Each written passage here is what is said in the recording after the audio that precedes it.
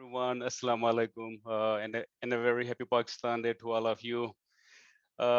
Thank you very much for joining us today. As we celebrate our first anniversary, we started the EvalYouth chapter almost a year ago with the support, guidance, cooperation of a number of people. From including from the Pakistan Evaluation Association to different regional chapters and as well as country chapters working in the region.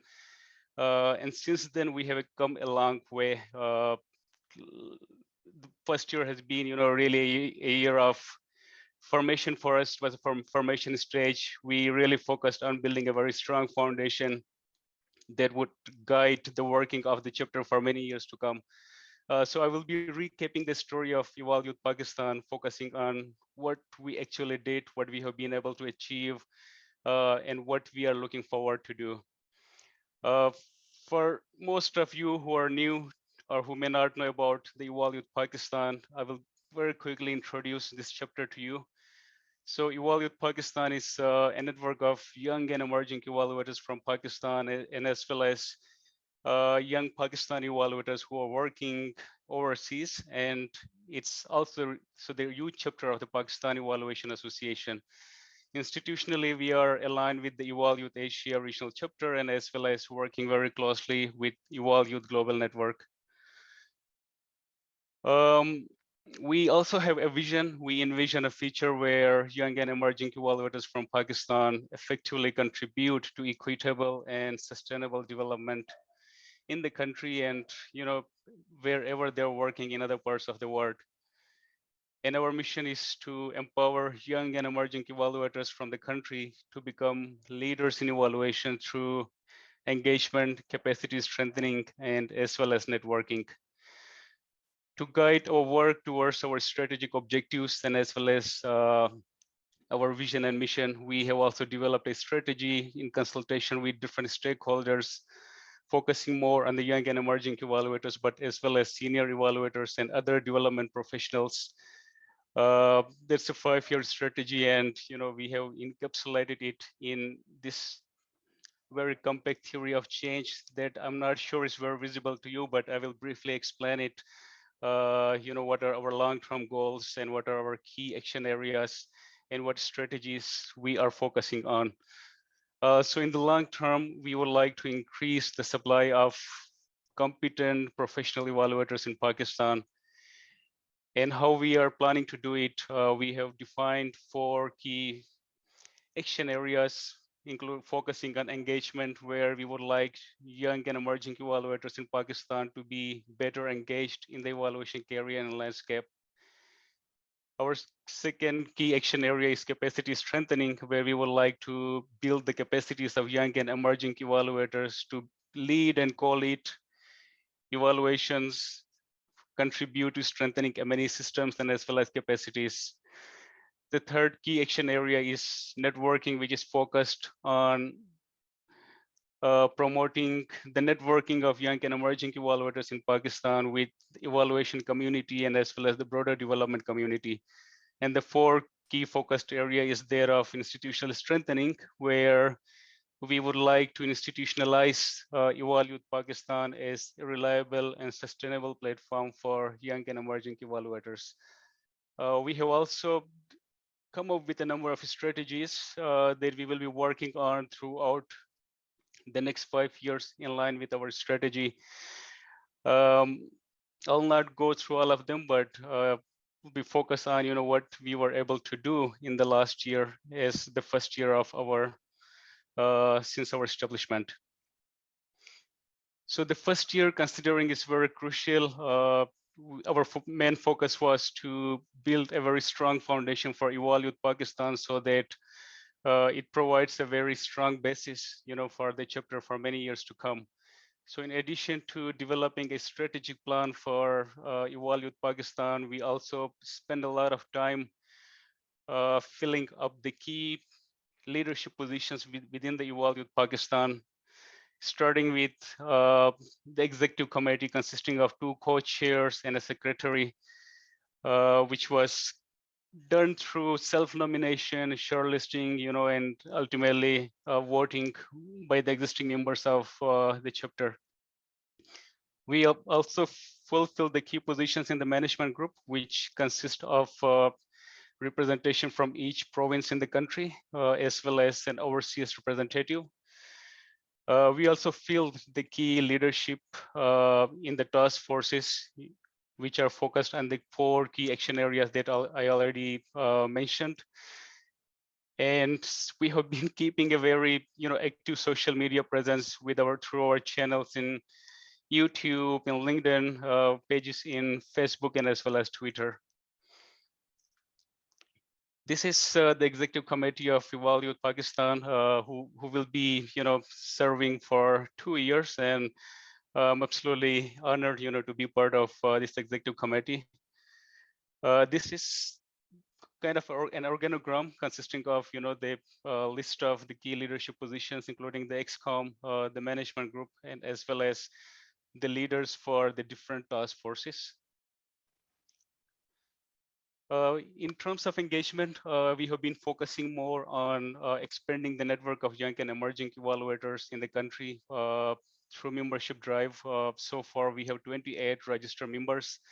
But at the same time, we are also trying to engage our existing members by conducting regular meetings, discussions through a WhatsApp group, which is very active, where we not only share information with each other, but it's also a good source of discussion on different resources, sharing job opportunities, and many other information. We have also been focusing on increasing the awareness on M&E career and landscape.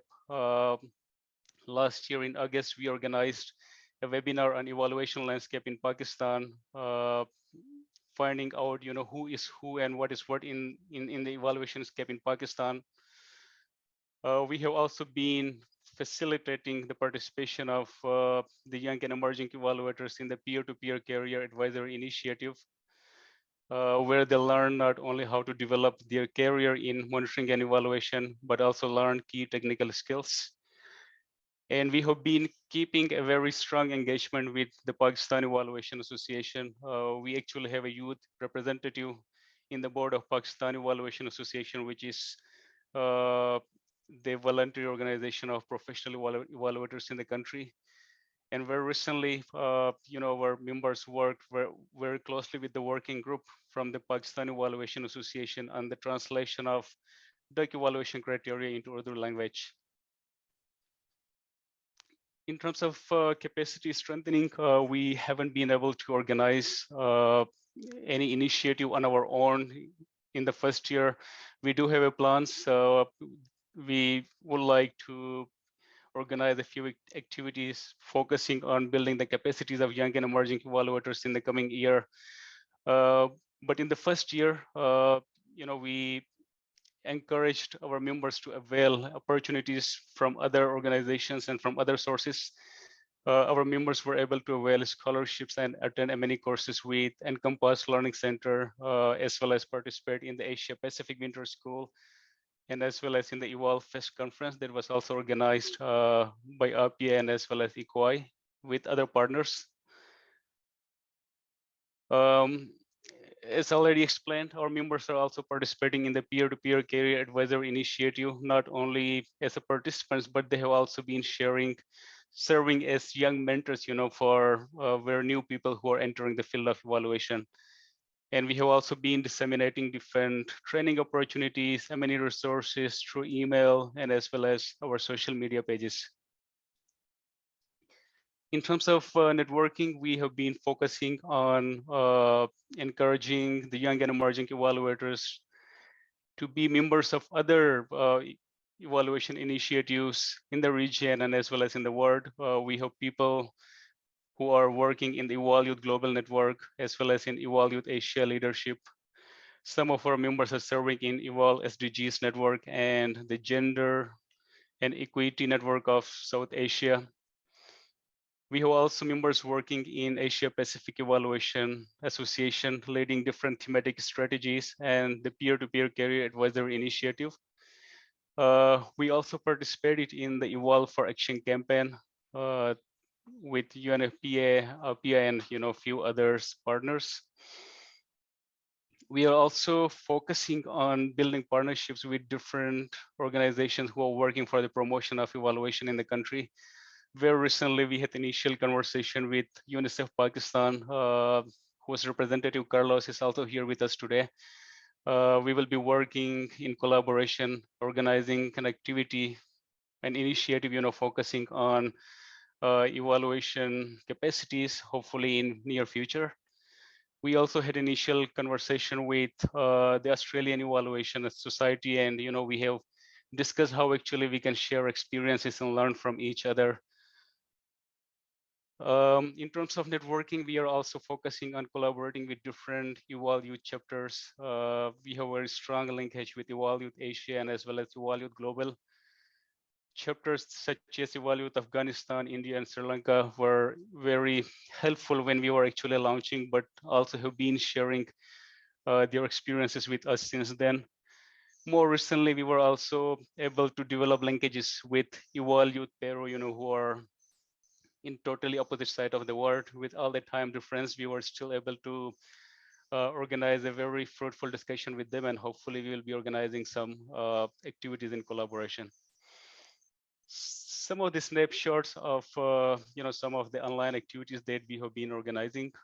As Sarah explained, our work during the first year has been more focused on organizing virtual activities, but hopefully this year, for our second year, we will be trying to organize more face-to-face activities so that we lead to more meaningful engagement and more meaningful way of working with each other. This all from me, Sarah. Thank you for listening. Over to you. Thank you so much, Nazir, for that wonderful overview and taking us through the journey of EvalYouth through the past 1 year.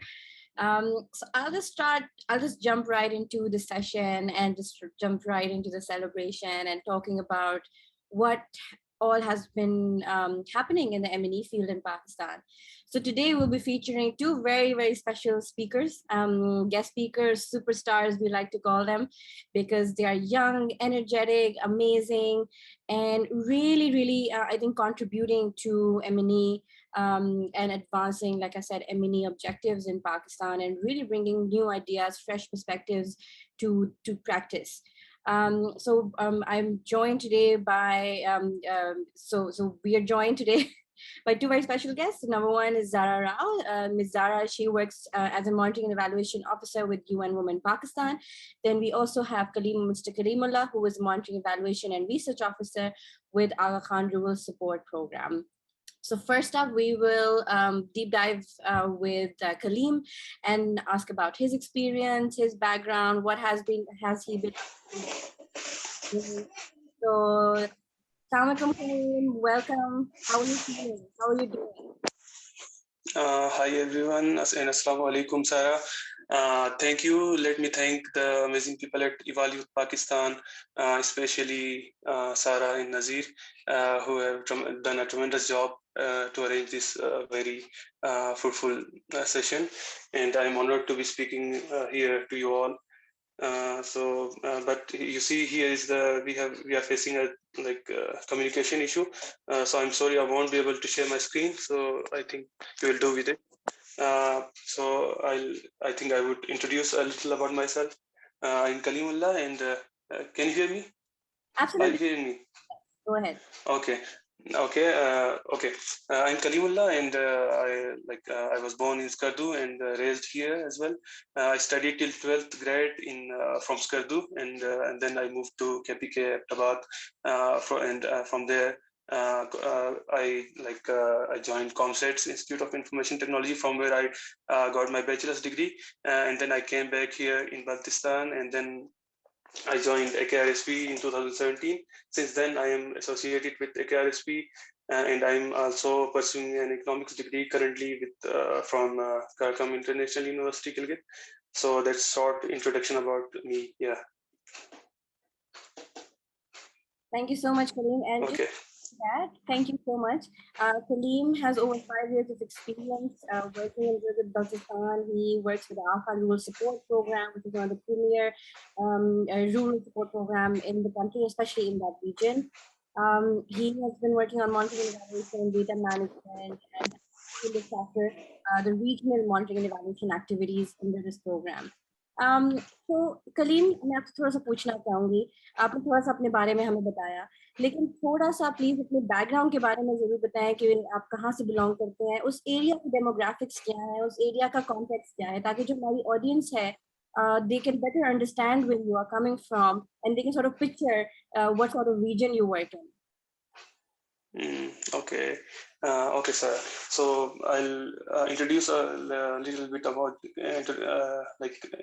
GB, where I'll share a few states about Gilgit-Baltistan for perspective. So the total area which is of Gilgit-Baltistan is 72,496 square kilometers. It is administratively distributed into 10 districts. And the total population is, according to the 2017 census, is 14,92,924 people who live here in Gilgit-Baltistan. The urban population is 16.5%, and the rest of 83% are living in rural areas. There are other administrative stages, which are tehsil and UCs. There are 31 tehsils in Gilgit-Baltistan and 113 UCs as well. There are 8 languages spoken in Gilgit-Baltistan, and as many ethnicities live in Gilgit-Baltistan. The geography is, you see, it's a largely mountainous region, and the settlements are in pockets, and which are mostly perched on high mountains, and which are not really easily accessible. A major change came in 1979, where the Karakoram Highway, which is also called the 8th wonder of the world, it was completed in 1979, and in 1996 it was open to the public. And then since 1996, the development started here, and since then before that the economy was very rudimentary. And people were living in poor socioeconomic conditions, and then afterwards, 1986 afterwards, it was connected to the rest of the country, and the development expedited, and people got jobs and connected to the mainland Pakistan. So it was like a revolutionary thing that happened. Next, I would introduce. I would tell you a few states about the area, which is there are 7,000 glaciers situated in Gilgit-Baltistan alone. So it's a unique feature because these glaciers are the largest and masses of ice which are situated outside the polar region. So it's a plus point as well, because it's it looks very beautiful. The tourists come here, they flock here, national and international people who all come here to see these amazing landscape, and in turn it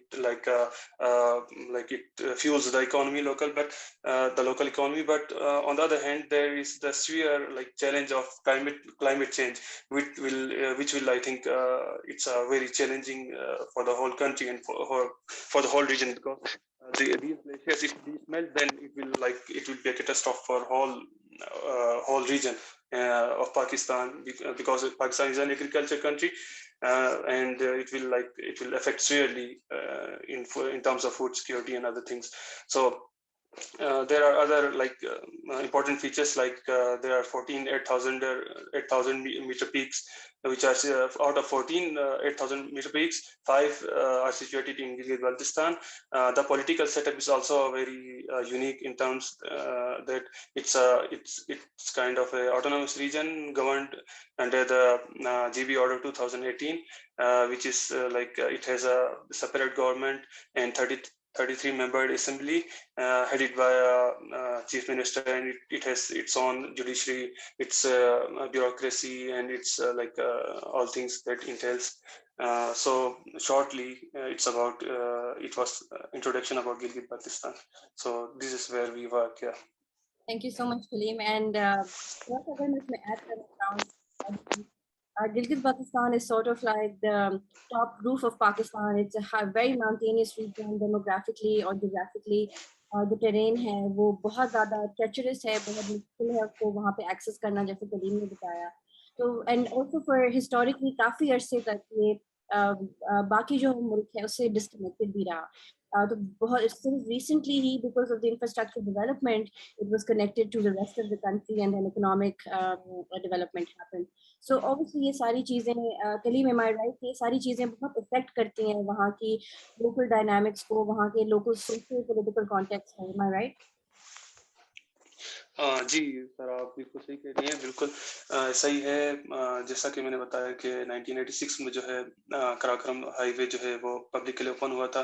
تو اس کے بعد جو ہے بہت زیادہ جو development ہوئی کافی speed سے, اور جب مطلب مین لینڈ پاکستان کے ساتھ جب کنیکٹ ہوا تو ایک طرح سے ریولوشن آیا کہ وہاں پہ جو ہے ایجوکیشن سے لے کے ساری چیزیں جو ہے مطلب ایک اسٹینڈرڈائزڈ اور مین اسٹریمنگ کی طرف ہم گئے.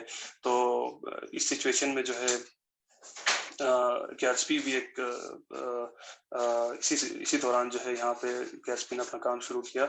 تو 1982 سے جو ہے گیٹسبی یہاں پہ گلگت بلتستان میں کام کر رہا ہے. تو ایک ہمارے لیے ایک اعزاز ہے کہ ہم اس ادارے کے ساتھ جو کام کر رہے ہیں, جو تقریباً 40 سال سے یہاں پہ کام کر رہے ہو, پوری دنیا میں جو ہے اس کی پریزنس ہے. گیٹسبی جو ہے ایکیڈین کا ایک پارٹ ہے. جی جی جی AKRSP کے تھیمیٹک ایریاز پہ بھی بتائیے تاکہ لوگوں کو پتہ چلے کہ کن چیزوں پہ ہم لوگ وہاں پہ AKRSP کام کرتا ہے اور کیا ان کے پرائیورٹی ایریاز ہیں, کن بینیفیشریز کے ساتھ, کن ٹارگیٹ گروپس کے ساتھ ہم کام کرتے ہیں AKRSP. جی میں AKRSP کے بارے میں تھوڑا سا بتاؤں گا.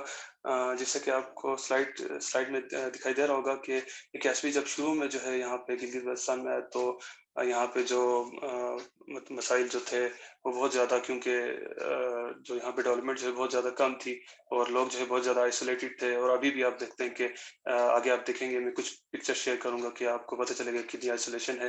تو اس سے پہلے جب روڈ بن رہا تھا کہ کیج کی میں نے بات کی تو 86 سے پہلے اور بھی زیادہ مطلب انڈر ڈیولپمنٹ تھی. تو اس دوران جو ہے AKRSP کا جو شروع میں جو ہے AKRSP کا جو آئیڈیا تھا اس میں یہ تھا کہ AKRSP نے جو ہے 3 جو مین جو چیزیں تھی اس پہ جو ہے اپنا جو ہے کام شروع کیا. وہ یہ تھی کہ لوگوں کے پاس جو ہے بہت زیادہ پوٹینشیل ہے, tremendous people have the tremendous potential, but what they lack is ان کے پاس کیا کمی ہے کہ وہ اسکل ان کے پاس نہیں ہے, نہ ان کے پاس ایک اور جو چیز وہ لیک کرتے ہیں وہ آرگنائزیشن نہیں ہے, اور تیسرا چیز جو لیک کرتے ہیں وہ کیپٹل نہیں ہے.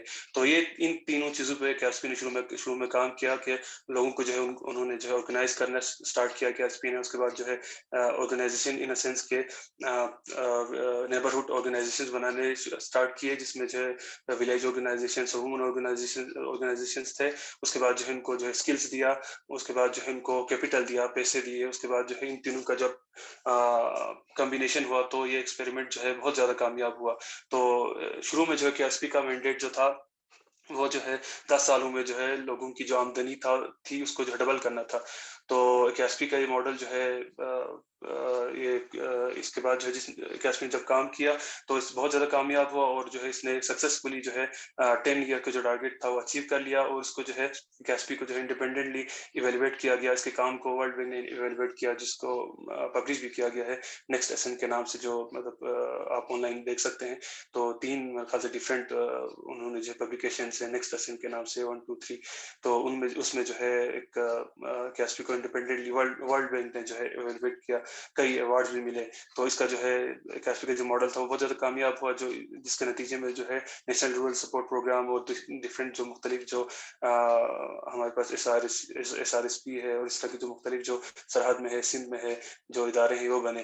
تو AKRSP کا آؤٹ ریچ جو ہے بہت زیادہ اس نے جو ہے کمیونٹیز میں کام کیا, اور 1.7 ملین پیپل کو جو ہے تقریباً لوگوں کو جو ہے وہاں ایکسیس کیا. اس کے بعد جو ہے جو اسکیٹرڈ تھے, ٹھیک ہے جی, کیونکہ AKRSP کا جو ایریا ہے کام کرنے کا وہ جو ہے گلگت بلتستان اور چترال جو ریجن ہے KPK کا وہ بھی اس میں انکلوڈ ہوتا ہے. تو صرف گلگت بلتستان نہیں, چترال میں بھی AKRSP کام کر رہا ہے. تو جو ایریا ہے وہ جو ہے 81,000 کلومیٹر کا بنتا ہے. تو اس طرح سے تو جو جغرافیکل ایریا ہے اس میں کام کر رہا ہے. اور اس کے بعد جو ہے AKRSP نے جو اوور دی 5,000 سے زائد جو ہیں 5,242 to be precise community organizations بنائے, جس میں جو ہے ولیج آرگنائزیشنز اور وومن وومن آرگنائزیشن سے سیپریٹ جو خواتین اور مرد حضرات کے لیے, تو ان کے ذریعے جو ہے کیاسپی کام کرتا ہے, اور یہ جو ہے گراس روٹ اس کی پریزنس ہے, تو اس کی وجہ سے جو ہے کیاسپی کا جو پروگرامنگ ہے یا اس کے جو کام ہے بہت زیادہ ویل انٹرینڈ جو کمیونٹی کے ساتھ جو ہے وہ جو ہے بہت زیادہ رابط اور ان میں جو ہے بہت زیادہ کنیکشن ہے. تو ایک بہت زیادہ امپورٹنٹ ایک اسپیکٹ ہے اور بہت زیادہ کامیابی میری اس نتیجے میں. وہاں پہ بہت ساری مزے کی باتیں اور ہمیں چیزیں بتائیں, اسپیشلی کچھ چیزوں پہ میں پک کرنا چاہوں گی, جیسے آپ نے بتایا کہ, اور جیسے زارا نے بھی چیٹ میں ہمیں بتایا, who is our next speaker, کہ AKRSP is supposed to be the mother of all RSPs. So it was sort of like the pilot program, it was sort of like the first jural support program جس نے پہلی دفعہ یہ پائلٹنگ کی اور اس کو experiment کیا, and it was a hugely successful experiment, right? اور میں آپ سے یہ جاننا چاہوں گی کہ obviously سکسیس اتنے آسانی سے نہیں آتی ہے, کیونکہ ابھی ہم نے بات کی کہ یہ جو ریجن ہے بلوچستان کا اور سترال کا, یہ سوشلی, پولیٹیکلی اور جغرافکلی it's a very complex region, اور بہت مشکل ہے یہاں پہ کام کرنا ان سارے فیکٹرز کی وجہ سے. تو what was the recipe for success for AKRSP? کیا چیزیں تھیں, اینڈ اسپیسیفکلی میں M&E کے کانٹیکٹ میں پوچھنا چاہوں گی کہ ایسی کون سی M&E, کیونکہ دیکھیں M&E یا جس کو ہم معائنہ کہتے ہیں یا تشخیص کہتے ہیں یا اس کو جو جائزہ ہم کرتے ہیں اپنے پروگرامز کا, وہ بہت امپورٹنٹ ہوتا ہے جاننا کہ ہم چیزیں صحیح کر رہے ہیں کہ نہیں کر رہے ہیں, are we on the right track اور ناٹ, یہ ہمیں مانیٹرنگ ایویلویشن بتاتی ہے. تو پلیز اس دو چیزوں پہ ضرور ہائی لائٹ کیجیے گا کہ ون, ریسیپی فار سکسیس کیا تھی, کیا چیزیں تھیں, کیا فیکٹرز کی وجہ سے یہ پروگرام اتنا سکسیزفل گیا, اینڈ سیکنڈلی M&E پریکٹسز ایسی کیا تھیں جس کی وجہ سے جس نے کنٹریبیوٹ کیا اس سکسیس کے لیے. جی, جیسا کہ میں نے پہلے بتایا کہ جو ہم نے جو ہے کیاسپی نے جو ہے 1980s میں جو ہے کام کیا, وہ ایک انوویٹیو تھا, انوویٹیو کام تھا, اور جو مطلب 3 چیزوں پہ کام کیا بہت زیادہ کامیاب ہوا. لیکن جو کیاسپی بعد میں ایوالو بھی ہوتا رہا, تو ٹائم کے ساتھ جو ہے ابھی دیکھتے ہیں کہ نئی چیزیں بھی آ رہی ہیں, تو کیاسپی جو ہے وہ ایک جو ہے اڈاپٹ کرتا ہے چیزوں کو, جو ہے مطلب وہ جو ہے آپ اگر ٹائم میں جب آپ اسٹک ہوتے ہیں تو آپ مطلب آپ جو ہے you become a thing of past. So میرے خیال سے ہمیں جو ہے نئی چیزوں کے ساتھ, نئی تبدیلیوں کے ساتھ ہم نے جو ہے اڈیپٹ کرنا ہوتا ہے. تو کیاسپی نے ہمیشہ سے اڈیپٹ کیا چیزوں کو, اور اس کی ایک مثال یہ بھی ہے کہ ہم ریسنٹلی جو ہے ہم نے جو ہے ایک نیا ماڈل جو ہے ابھی جو آیا ہے ہیومن سینٹرڈ ڈیزائن اپروچ کا, وہ اڈاپٹ کیا. اس طرح کی کئی چیزیں ہم کرتے ہیں, تو یہ کافی سکسیسفل ہمارے لیے تھا. تو اس میں کیا ہوا کہ ایچ سی ڈی جو کیا ہوتا ہے, تھوڑا سا اس کے بارے میں بتاؤں گا کہ ایچ سی ڈی ایک ہمارا پروجیکٹ ڈیزائن کا ایک اپروچ ہے, جس میں جو ہے ہم جو ہے کمیونٹی سے خود جو ہے ان کے مسائل دیکھتے ہیں, اور ہم جو ہے جو ہمارے ایشوز ہوتے ہیں وہ کمیونٹی کے ذریعے, کمیونٹی میں جو ہم مسائل یا جو ان کے پرابلمس ہیں ان کے سولوشن جو ہے کمیونٹی سے جا کے پوچھتے ہیں, اور ان سے ہی مطلب ان کی رائے لے کے جو ہے ہم اس کو فائن ٹیون کر کے ہم سولوشنز پروپوز کرتے ہیں. یہ جو ہے مینلی اس میں 6 اسٹیپس ہیں, جس میں سب سے پہلے انڈرسٹینڈ فیز ہوتا ہے, جس میں ہم پہلے جو مسئلے کو سمجھتے ہیں, ہم جو ہے ڈیسک ورک کرتے ہیں, ہم جو ہے جو لٹریچر ریویو ہوتا ہے وہ کرتے ہیں, دیکھتے ہیں کہ کیا مسئلہ ہے, ہم خود سمجھتے ہیں پہلے. اس کے بعد جو ہے ہم نیکسٹ اسٹیج میں جاتے ہیں, ایمپیتھائز اسٹیج ہوتا ہے, جس میں ہم جو ہے کمیونٹی سے جا کے پوچھتے ہیں کہ کیا مطلب ایمپیتھائز کرنا, جس طرح انگلش کا ورڈ ہے کہ ہم ان سے ان کے ساتھ جذبات یا ان کے شو میں جا کے مطلب ان کے کیا مسائل ہے وہ سمجھنے کی کوشش کرتے ہیں.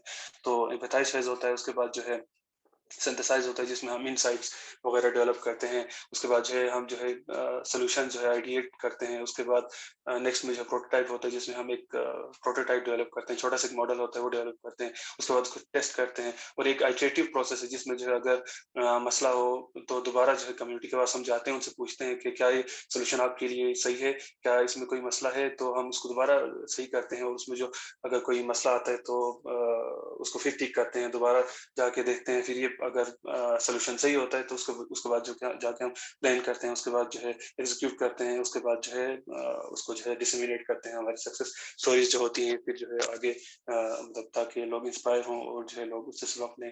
تو یہ ایک پروسیس ہوتا ہے. تو یہ کافی اڈیپٹ کرنا اور اس طرح کے انوویٹیو آئیڈیاز کو امپلیمنٹ کرنا یہ کافی ہمارے لیے, ہماری اپنی بھی لرننگ ہوتی ہے ادارے کے ساتھ جا کے, اور ادارہ بھی جو ہے نے ہمیشہ سے ان چیزوں کو اڈاپٹ کیا. تو یہ ایک میرے خیال سے تھا. اس کے علاوہ جو ہے اور بھی کئی چیزیں ہیں جو ہم کرتے ہیں, تو یہ ایک میرے خیال سے اچھا وہ تھا.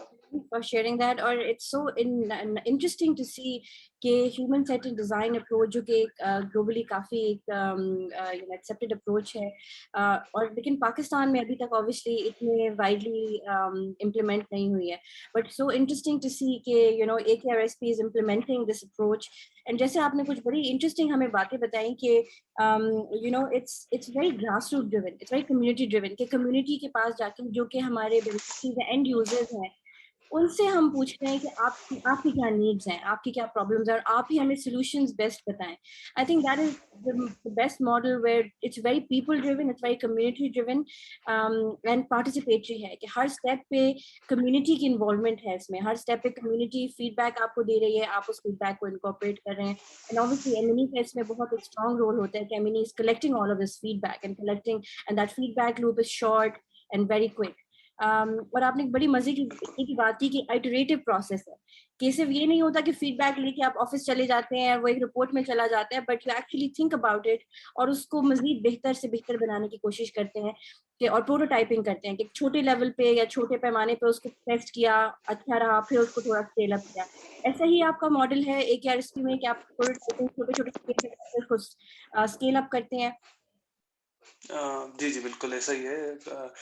ہم نے جو ہے شروع میں جو ہے 3 ہمارے جو مین ریجنس ہیں گلگت بلتستان اور چترال جو ہے, وہاں پہ جو ہے CD کا جو یہ ماڈل تھا وہ ایڈولسنٹ پروگرامنگ کے لیے ہم نے ٹیسٹ کیا, تو اس میں جو ہے کافی ہمیں اچھے ریزلٹس ملے. کیونکہ اب آپ جا کے کسی سے پوچھیں کہ آپ کے کیا مسائل ہیں, تو وہ جو ہے آپ کو ڈائریکٹلی وہ جو ہے نہیں بتائے گا, مطلب اس طرح سے, کیونکہ ہر کسی کا پرسپیکٹیو الگ ہوتا ہے, ہر کسی کی جو ہے ایکسپیرینس الگ ہوتا ہے, تو وہ جو ہے مشکل ہے کہ آپ جو ہے کوئی کوشچنر لے کے جائیں اور ان سے پوچھیں تو آپ کو جو ہے سولوشنز آپ کو ایک دم سے بتا دیں. تو اس کے لیے CD کا جو پروسیس ہے وہ اس میں ایک انٹریکٹیو بھی ہے, جس میں ہم کمیونٹی کی انوالومنٹ تھرو مختلف جو ہمارے ٹولس ہوتے ہیں اس کے ذریعے ہم جو ہے کمیونٹیز کو انوالو کرتے ہیں. ہمارا جو یوزر ہوتا ہے اینڈ اس کو ہم جو ہے اس چیز میں انوالو کرتے ہیں, تاکہ اب ایک تو ہمارا لیوڈ ایکسپیرینس ہوتا ہے, ایک ہم جو ہے ہمارے جو ہے بیک آف دا مائنڈ ہوتا ہے, تو ہم جو ہے ایک چیز جو ہے آپ پوچھ رہے ہو تو کبھی اس طرح بھی ہوتا ہے کہ ہم جو ہے وہ صحیح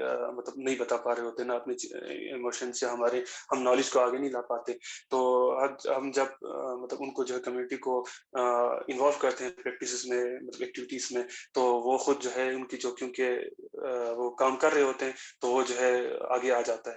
تو اس کو اس طرح سے ہم پھر ڈاکومنٹ کرتے ہیں ڈفرینٹ ایکٹیویٹیز کے ذریعے. ان کو اس طرح کی ہم ایکٹیویٹیز, ہمارے پاس ٹولس ہوتے ہیں جو ہم جب کمیونٹیز میں لے کے جاتے ہیں تو مسائل اس طرح خود ہمارے پاس سامنے آ جاتی ہیں. تو یہ کافی ایک اچھا CD کا جو ماڈل ہے وہ بہت ہمارے لیے کافی کامیاب رہا. تو ہم پروسیس میں اس کو ابھی فائنل کرنے کے ہم مطلب ڈفرینٹ اسٹیجز میں پہنچ کر تقریباً 30 اسٹیج میں ہے, تو آگے ہم کام کر رہے ہیں اس میں. یہ کافی ابھی تک کا جو فیڈ بیک ہے بہت اچھا ہے. That's great, and congratulations. Tashi is also giving you congratulations, and I think what جو آپ لوگ نے AKRSP میں modeling اور جو prototyping اور جو ایک frameworks بنائے ہیں, I think they have been very successful. But ایک چیز پہ میں آپ سے پوچھنا چاہوں گی, اور آپ نے اپنی سلائڈز میں بھی اس چیز کو ہنٹ کیا ہے.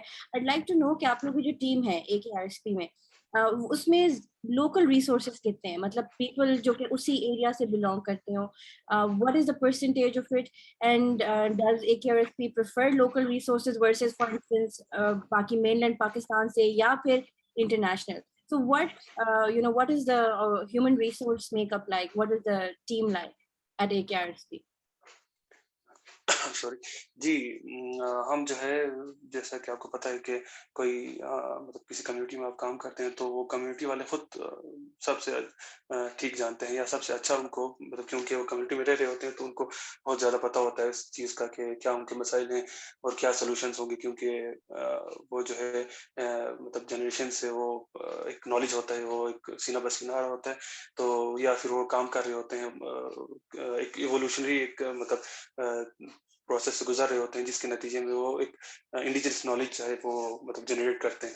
تو اس کے لیے ضروری ہے کہ آپ کہیں پہ بھی آپ جو ہے مطلب آپ کمیونٹیز میں جاتے ہیں تو ان کو سنیں اور ان کو سمجھیں. تو اسی طرح ایک ادارہ بھی جو ہے اسی طرح اس وقت کام کرے گا جب اس میں جو ہے ٹرانسپیرنسی ہو, اس میں جو انکلوژن ہو, اس میں ڈائیورسٹی ہو. تو ایکسپی جو ہے, کیونکہ آپ کو جس طرح انٹروڈکشن میں آپ نے دیکھا کہ یہاں پہ بہت زیادہ لینگویجز ہیں, یہاں پہ سوشو اکنامک جو یہاں کا اسٹیٹس ہے وہ بھی کافی ڈائیورس ہے. شہر میں کم لوگ ہیں, اور جو شہر ہیں بھی کم ہیں, اور شہر میں لوگ کم رہ بھی رہے ہیں, اور زیادہ جو ہے گاؤں کے دیہاتوں میں رہتے ہیں. تو اس سچویشن میں جو ہے یہ ساری لوگوں کا سمجھنا اور لوگوں کا شامل ہونا ایک بہت زیادہ امپورٹنٹ ہے. تو اس میں ایکسپی کا جو ہیومن ریسورس ہے وہ جو ہے جو بھی ہائرنگ ہوتی ہے ہیومن ریسورس کے لیے, تو وہ نیشنل یوٹیلائز کرتے ہیں, کیونکہ میرٹ تو سب سے اوپر ہوتا ہے, لیکن پریفرنس جو ہوتی ہے وہ جو ہے لوکل جو اسٹاف اگر کیپیسٹی ان میں ہے تو ان کو دیتے ہیں. تو اراؤنڈ 90% میرے خیال سے یہاں پہ لوکل ہیومن ریسورس ہے, اور ریسٹ 10% جو ہے وہ مختلف شہروں سے ہے پاکستان کے. تو جو میجورٹی ہے وہ لوکل سے. جی.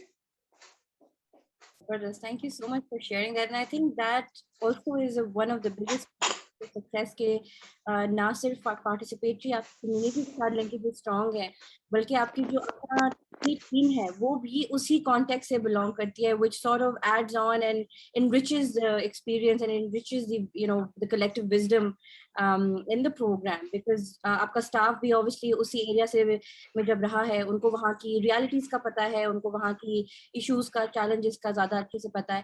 And I think when it comes to understanding the cultural nuances, it's very important to have local resources. So thank you so much for sharing that. یہ سب تو بہت ہی اچھی اچھی باتیں ہو گئی, achievements and successes. Obviously یہ road, you know, it's not as easy as it sounds. ہم log frames جو بناتے ہیں وہ بہت ہی, they look very fancy, but obviously on the ground realities are very different. You know, there are problems, there are challenges. So I just want to know, okay, behind the scenes, this success ke behind the scenes kya story hai? What are the challenges? What are the problems that you have to face as a team, as an organization, and کس طریقے سے آپ اس کو over کم کرتے ہیں, ان challenges کو, ان کو اپنے لیے اچیومنٹس بناتے ہیں یا اپرچونیٹیز پر گروتھ بناتے ہیں؟ جی تھینک یو, بہت شکریہ. لیکن جس طرح آپ نے کہا کہ چیلنجز کے ساتھ جو ہے بہت زیادہ مطلب ایک طرح سے اپرچونیٹی بھی ہوتی ہے آپ کے لیے.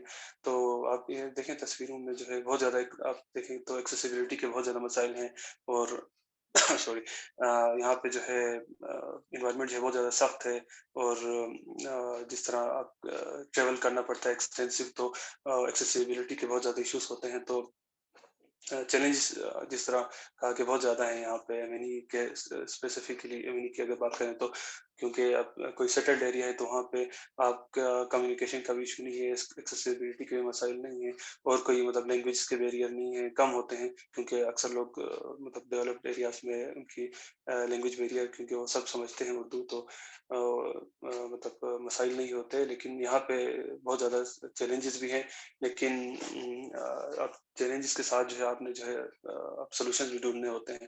تو یہاں پہ آپ دیکھ رہے ہیں کہ ایکسیسیبلٹی کا دیکھیں کہ بہت زیادہ نیچے جو انڈس ریور ہے آپ دیکھ رہے ہیں بہت زیادہ مطلب ایک لکیر سا نظر آ رہا ہے, اوپر جو ہے ویلی ہے, وہاں پہ جب جا کے ہم کوئی کسی سے انفارمیشن لے رہے ہیں تو ٹریول کا بہت زیادہ مطلب مسئلہ ہوتا ہے, وہاں پہ ایکسیسیبلٹی کا بہت مسئلہ ہوتا ہے.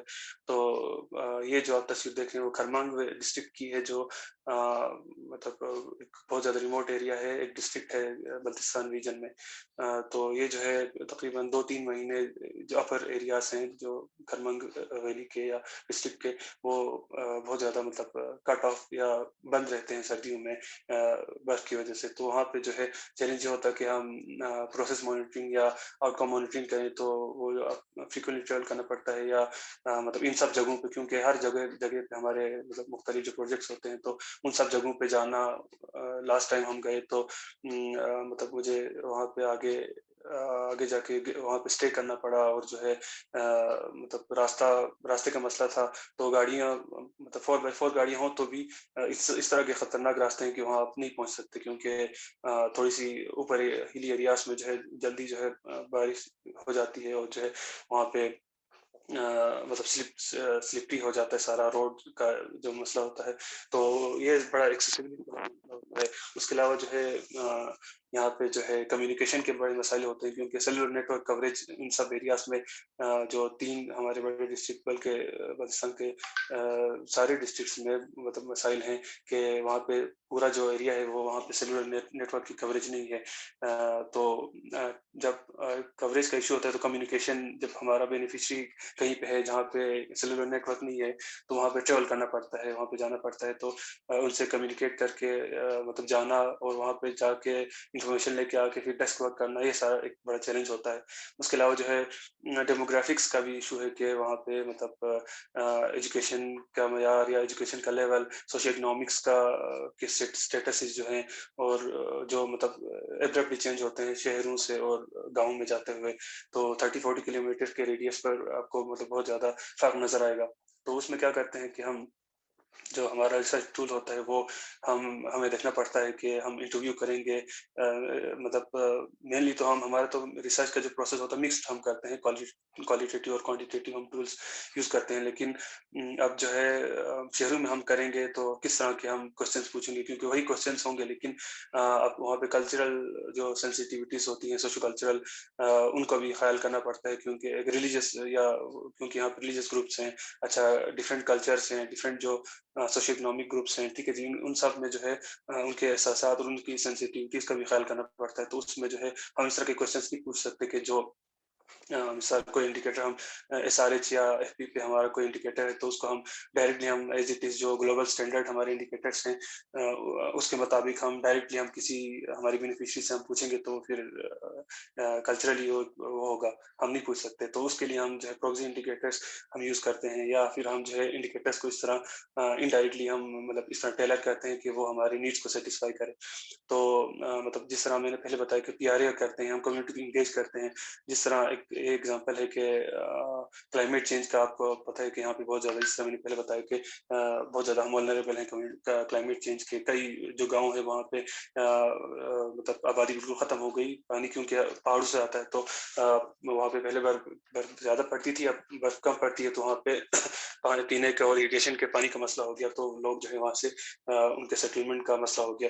تو اب ہم مثال کے کسی کمیونٹی میں جاتے ہیں تو وہاں ہم پوچھیں گے کہ کلائمیٹ چینج کی کیا وجوہات ہیں، تو وہ کہیں گے کہ مطلب اللہ کا عذاب ہے، یا اس طرح کا کوئی کوشچن مطلب اس طرح کے جواب آ جائے گا.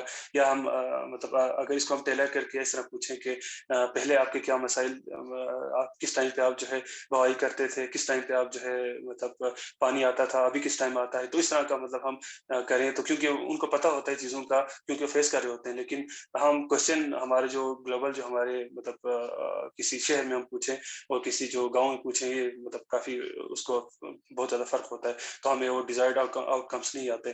تو اس طرح کے کافی مسائل ہوتے ہیں. تو ہم جو ہے ان کو مطلب کانٹیکسچولائز کرتے ہیں چیزوں کو، اور اس کانٹیکس میں جا کے ہمارے ٹولس جو ہیں ہم ہر جو مطلب ہمارا ہم دیکھتے ہیں کہ ڈیموگرافک جو وہ ہمیں پتہ ہوتا ہے، ہم کیونکہ ہم ٹریول کر رہے ہوتے ہیں، ہم جو بہت زیادہ ہماری مطلب لوگوں کے ساتھ ایک وہ رابطہ ہے، تو ہمیں پتہ چلتا ہے. تو اس حساب سے ہم جو ہے ٹولس جو ان کو فائن ٹیون کرتے ہیں، کانٹیکچولائز کرتے ہیں. تو اس کے نتیجے میں جو ہے کافی جو مطلب ہمیں آؤٹ پٹس یا ہمارے جو ریزلٹس بہت اچھے آتے ہیں. تو اسٹینڈرڈائزیشن کا مطلب ایشو ہوتا ہے کہ ہم اسٹینڈرڈائزڈ کوئی ٹول جو ہوگا مطلب شہر میں جو استعمال ہوگا وہ ڈائریکٹلی ہم یہاں پہ لے کے جا نہیں سکتے. تو اس کو ہم کانٹیکچولائز کر کے ہمیں کرنا پڑتا ہے، لوگوں کو بہت زیادہ ہمیں انوالو کرنا پڑتا ہے، پیارے کرنا پڑتا ہے. تو یہ ایک ہوتا ہے. باقی لینگویجز کے بیریئرس ہیں، تو جس طرح پہلے بات کی کہ لینگویجز کے بیریئر کو ہم اس طرح اور کم کرتے ہیں کہ ہمارے زیادہ تر اسٹاف جو ہیں لوکل ہیں، تو یہ اس طرح کے وہ ملٹی لنگول اسٹاف ہیں تو وہ جو ہے سمجھ سکتے ہیں چیزوں کو. تو اس طرح سے ہم جو ہے اس کو اور کم کرتے ہیں. تو باقی یہ ہے. اس کے علاوہ جو ہے یہ جس طرح پہلے بات کی کہ ٹول کا جو سلیکشن ہوتا ہے ایم میں وہ بہت زیادہ کریٹیکل ہوتا ہے. تو جو ہم پیریفیز میں جاتے ہیں تو ہم جو فزیکل انگیجمنٹ کا زیادہ خیال کرتے ہیں، ہم جو ہے پی آر اے وغیرہ استعمال کرتے ہیں، تو یہ کافی ہمارے افیکٹو ہوتا ہے. تو چیلنجز بھی ہیں، تو اس کے ساتھ جو ہے ہم مطلب کوشش کرتے ہیں اڈاپٹ کریں اور چیزوں کو جو ہے کمیونٹی کے لیے بھی آسانی لائیں، اور ہم خود بھی مطلب ان چیزوں سے ہم سمجھیں اور ان کو چیزوں کو جو ہے کانٹیکسٹ میں ہم دیکھیں. تو یہ کافی ہمارے لیے ایک افیکٹو ہوا ابھی تک. Thank you. Thank you so much Kaleem. آپ نے بہت انٹرسٹنگ پوائنٹس ریز کیے اور بہت انٹرسٹنگ آپ نے اپروچز بھی ہمارے ساتھ شیئر کی. جیسے آپ بتا رہے تھے پراکسی انڈیکیٹرز آپ بہت زیادہ یوز کرتے ہیں because there are lot of times when you can not perform monitoring activities یا پھر آپ ڈائریکٹلی ڈیٹا کلیکٹ نہیں کر سکتے فیلڈ میں, تو lot of time these proxy indicators come in very handy. دوسرا آپ نے پی آر اے کی بات کی which is participatory rural appraisal, and I think again that is a very useful approach آپ جس کانٹیکس کی بات کر رہے ہیں اس میں. اینڈ آئی تھنک تیسری جو آپ نے سب سے اہم بات, اور جو کہ I think it has been the theme throughout your story I would say, is also contextualisation. ہم کٹ پیسٹ ماڈل نہیں یوز کر سکتے کہ فار انسٹنس اگر کوئی ایک ماڈل سندھ میں یوز ہوا ہے تو وہ جی بی میں یوز ہو جائے گا, ایسا نہیں ہو سکتا. یا کوئی ایک ماڈل شری لنکا میں یوز ہوا ہے تو ہم وہی اگر کاپی پیسٹ کریں پاکستان میں, that can not work.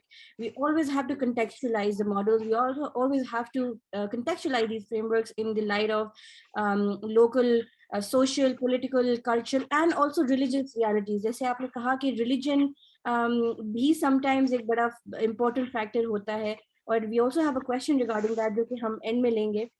But I think یہ realities بہت important ہوتی ہیں, they vary from region to region, and it's very important for us. اور اس میں I think آپ جیسے جو young and emerging professionals ہیں ان کا بہت بڑا ہاتھ ہے کہ they bring that knowledge, they bring that wisdom to the practice, جو تھیوری ہوتی ہے اس کو پریکٹس میں تشکیل کرنے کے لیے آپ کی جو ایک نالج ہے اس ایریا کی وہ بہت کام آتی ہے.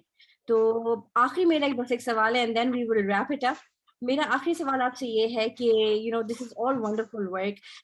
One thing that I wanted to know, and also in the interest because this is Women's History Month, تھوڑا سا جینڈر کے بارے میں بتائیں کہ آپ لوگ اپنے پروگرامس میں جینڈر سینسٹیوٹی کو یا جینڈر کو کس طریقے سے دیکھتے ہیں, کس طریقے سے جینڈر سینسٹیو اپروچز یا تو انکارپوریٹ کرتے ہیں, یا پارٹیسپیشن کس طریقے سے انشور کرتے ہیں, جینڈر انکلوزیوٹی کس طریقے سے انشور کرتے ہیں. تو maybe a few minutes if you can just talk about it and then we will conclude and then move to the next speaker. جی بالکل. جیسا کہ آپ کو پتہ ہے کہ جینڈر جو ہے ہمارے پاس ایک خصوصاً ڈیولپمنٹ سیکٹر میں بہت زیادہ امپورٹنٹ ایک ایریا ہے جس پہ مطلب ہم کام کر رہے ہیں اور پاس میں بھی کام کیا, اور اس کا نتیجہ مطلب میرے خیال سے میرے پہلے سلائڈ میں پتہ ہوگا کہ ایک ہم نے جو ہے ایک ایوولوشنری جو ہے ایک وہ کیا مطلب اپروچ اڈاپٹ کیا کہ اب آپ جو ہے اس طرح نہیں کہہ سکتے کہ مطلب جینڈر ایکویلٹی کہیں اور مطلب کمیونٹی میں جائیں اور کہیں کہ آپ لڑکا اور لڑکی ایکول ہیں تو مطلب کل سے آپ نے جو ہے لڑکے کے ساتھ وہی ٹریٹمنٹ کرنی ہے جو لڑکے کے ساتھ, مطلب لڑکی کے ساتھ وہی ٹریٹمنٹ کرنی ہے جو لڑکے کے ساتھ کر رہے ہیں. تو ایک دم سے مطلب ایک چینج آنا ان چیزوں میں جو ہے, کیونکہ ایک اسٹرکچرل ایشوز ہیں, ایک آپ کہیں کہ ایک بلٹ ان سوری ہماری سوسائٹی میں جو ہے ایک ٹائم سے چلا رہا ہے, تو اس کو اب چینج کرنا بہت زیادہ ایک مطلب ایک چیلنجنگ ہوتا ہے. تو اس کے لیے ایک ایس پی نے جو مطلب کام کیا پچھلے 40 سال میں, تو ایک ایوولوشنری ایک وہ تھا ان چیزوں پہ جو سینسیٹیو چیزیں تھیں, تو کافی زیادہ سکسیس ملی. باقی اس کے علاوہ جو ہے جینڈر کا آپ کو پتہ ہے کہ ایک ملٹی ڈسپلینری ایک سبجیکٹ ہے, تو اس میں جو ہے صرف کہیں کہ صرف آپ مرد اور خواتین کی شمولیت کو انشور کرنا یہ اس میں نہیں ہے. اس میں جو ہے کئی چیزیں ہیں, اس میں جو ہے آپ کہیں کہ سوشل ہو گئے, آپ کے جو ہے آپ کے ریلیجیس ہو گئے, آپ کے جو ہے کئی اس طرح کے جو فیکٹرس ہیں, ان سب کو آپ کو انکارپوریٹ کرنا پڑتا ہے. آپ کا اس میں ایتھنیسٹیز ہو گئی, ٹھیک ہے جی, آپ کی مختلف جو سوشل کلاسز ہیں ان کی انکلوژن کو انشور کرنا. تو ایک ایس پی نے جو ہے ایک ایس پی کا شروع سے ہی بہت زیادہ سینسٹیو ہے اس لحاظ سے, تو اس میں ایک ایس پی کا سیپریٹ جو ہے جینڈر کا سیکشن ہے جس میں جو ہے یہ ساری چیزیں جینڈر مین اسٹریمنگ کو ہم انشور کرتے ہیں. اور جو جینڈر جو ہمارا وہ ہے مطلب امپیکٹ ہے کسی بھی انٹرونشن کا, تو اس کو کلوزلی ہمارے پاس مطلب ہوتا ہے کہ ہم مانیٹر کریں اور اس کی امپیکٹ کو ہم دیکھیں کہ اس سے پہلے جب ہم کوئی انٹرونشن کرتے ہیں تو اس سے پہلے ہم دیکھتے ہیں کہ جینڈر پر کیا امپیکٹ ہوگا. صرف یہ نہیں ہے کہ ہم جو ہے مطلب خواتین پہ فوکس کریں, ہم یہ بھی دیکھیں کہ مردوں پہ کیا اس کے امپیکٹ ہوں گے, کیا جو ہے جو مطلب مارجنلائز سیکشن ہے کمیونٹی میں ان کا کیا ہوگا, یا جو ڈفرینٹ ریلیجن کے لوگ ہیں ان پہ کیا امپیکٹ ہوگا, یا جو ڈفرینٹ جو آپ کہیں کہ جو کلاسز ہیں سوشل کلاسز یا اکنامک کلاسز ہیں ان کو کیا ہم مین اسٹریم کر رہے ہیں نہیں کر رہے ہیں. تو یہ ساری چیزیں جو ہے سارا پروجیکٹ ہم انٹرونشن جو کرتے ہیں اس سے پہلے ہم دیکھتے ہیں, انشور کرتے ہیں کہ ये सारी चीज़ें जो है इनका जो है हम मतलब इनका इंश्योर करें कि ये सारी चीज़ें हमारे प्रोजेक्ट में बिल्ट इन हो, ताकि जो है एक इक्विटेबल हमारे पास वो इंटरवेंशन के नतीजे में रिजल्ट्स आए जो अक्रॉस द जेंडर जो है वो मतलब सबके लिए जो है फ्रूटफुल हो। तो ये बहुत ज़्यादा इंपॉर्टेंट आपका क्वेश्चन था, और मेरे ख्याल से हम इसको इंश्योर करते हैं प्रोग्रामिंग में, हमारी जितने भी प्रोग्रामिंग है उन सब में जेंडर मेनस्ट्रीमिंग को हम इंश्योर करते हैं। तो मतलब इस पे स्टैंडर्ड टूल होता है जिसको हम करते हैं, तो उसका नतीजे में जो है उसके रिजल्ट्स के बेसिस पे हम सारी जो हमारा प्रोग्राम हमारा प्रोजेक्ट होता है, इंटरवेंशन होता है, वो डिजाइन होता है। तो इस तरह से करते हैं। Thank you so much, Kaleem, for sharing those insights. I think they were really wonderful, and I think you ended on a very constructive note, जहाँ पे आपने बहुत अच्छे points के बारे में बात की कि जो gender को लेके हमारी approach है, gender mainstreaming को लेके हमारी approach है, it has to be equitable and it has to be inclusive of all different intersectionalities also. कि सिर्फ हम मर्द और औरत या men और women की बात ना कर रहे हो, बट उसके साथ साथ हम मार्जिनलाइज कम्युनिटीज की भी बात कर रहे हो, उनकी रिप्रेजेंटेशन की भी बात कर रहे हो। तो thank you so much for sharing that, and बिल्कुल आपकी बात सही है कि it doesn't happen in one day. It's an evolutionary process. It takes time. And like you said, in the case of AKRSP, it took years. It took decades to incorporate these new ideas, to incorporate gender equity principles of gender mainstreaming. So I think we have to be very patient. एमिनी का जो process है या जो development का एक process है, it takes a long time, and I think patience is one of the biggest virtues we can have to wait and see the impact of these things. So really, really, really wanted to thank you, on behalf of everybody, for sharing your stories. आपने बहुत मजे मजे की बातें हमारे साथ की, बहुत मजे मजे की stories हमारे साथ share की. Thank you so much, and I just wanted to really praise and celebrate what you are doing, because जो आप कर रहे हैं बहुत मुश्किल काम है, and to do this with so much passion, so much motivation, I think is so heartening to see. And I think we really need more people like you to inspire the new generation of M&E professionals. So thank you so much. And can I request the audience, because this is a celebration, if you can just show some love to Kalimullah through the reactions, the reaction tab that you have, that would be great. Thank you so much. Thank you so much, Kaleem. Thank you so much. Thank you for giving me the opportunity to talk to this amazing audience. So thank you so much. Yes. Thank you. We have some questions for you. वो हम Q&A में फिर आपसे पूछते हैं. ठीक है? Sure. ठीक है. All right. Thank you so much. Thank you. Wow, what a session, right? So without further ado, we'll just straight off jump to our next speaker, Mizara Rao. So Mizara Rao is a monitoring and evaluation officer at UN Women. Just to give you a quick background of who Zahra is, Zahra, works in the development sector as like I said, as a monitoring and evaluation professional. She has completed her undergraduate and postgraduate in anthropology from LUMS and then from LSE. She now works she has worked for a poverty graduation program, and interestingly, she has worked for a similar program as Kaleem in a different part of Pakistan. So we'll be it'll be very interesting to hear her perspective on how the same program was sort of adapted to different regions in Pakistan. And recently, she started working for UN Women, again on a post-COVID-19 and economic recovery and resilience project in Khyber Pakhtunkhwa and Balochistan, again, which are two very, very interesting, I would say, contexts to work in, because culturally, religiously, politically, socially, very complex and sensitive regions. So I'll just dive right into it. Zahra, please थोड़ा सा अपने बारे में बताएं. आप कौन हैं? What do you do? What are your passions? And then tell us a little bit about your background, please. Thank you. Wonderful.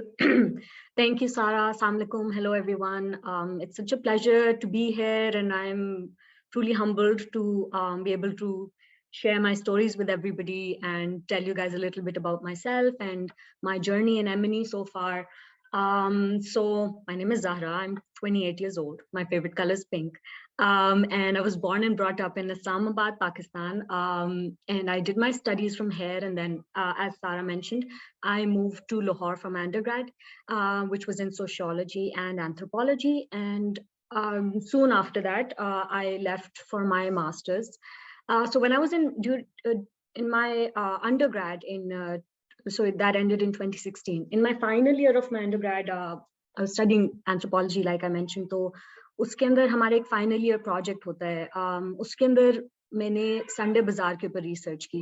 It was 6 months of, you're going to have to excuse me, my nephew's roaming around in the house. So it was 6 months of field work and then 6 months of secondary data research.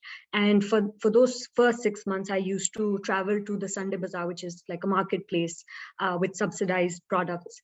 And that sort of earned me a research scholarship for which I was able to go to the University of Cambridge for 2 months. And all of this sort of, and then when I did my master's, also again in anthropology, my parents were convinced I wouldn't find a job because anthropology is a subject nobody, well, at least in my family, had even heard of.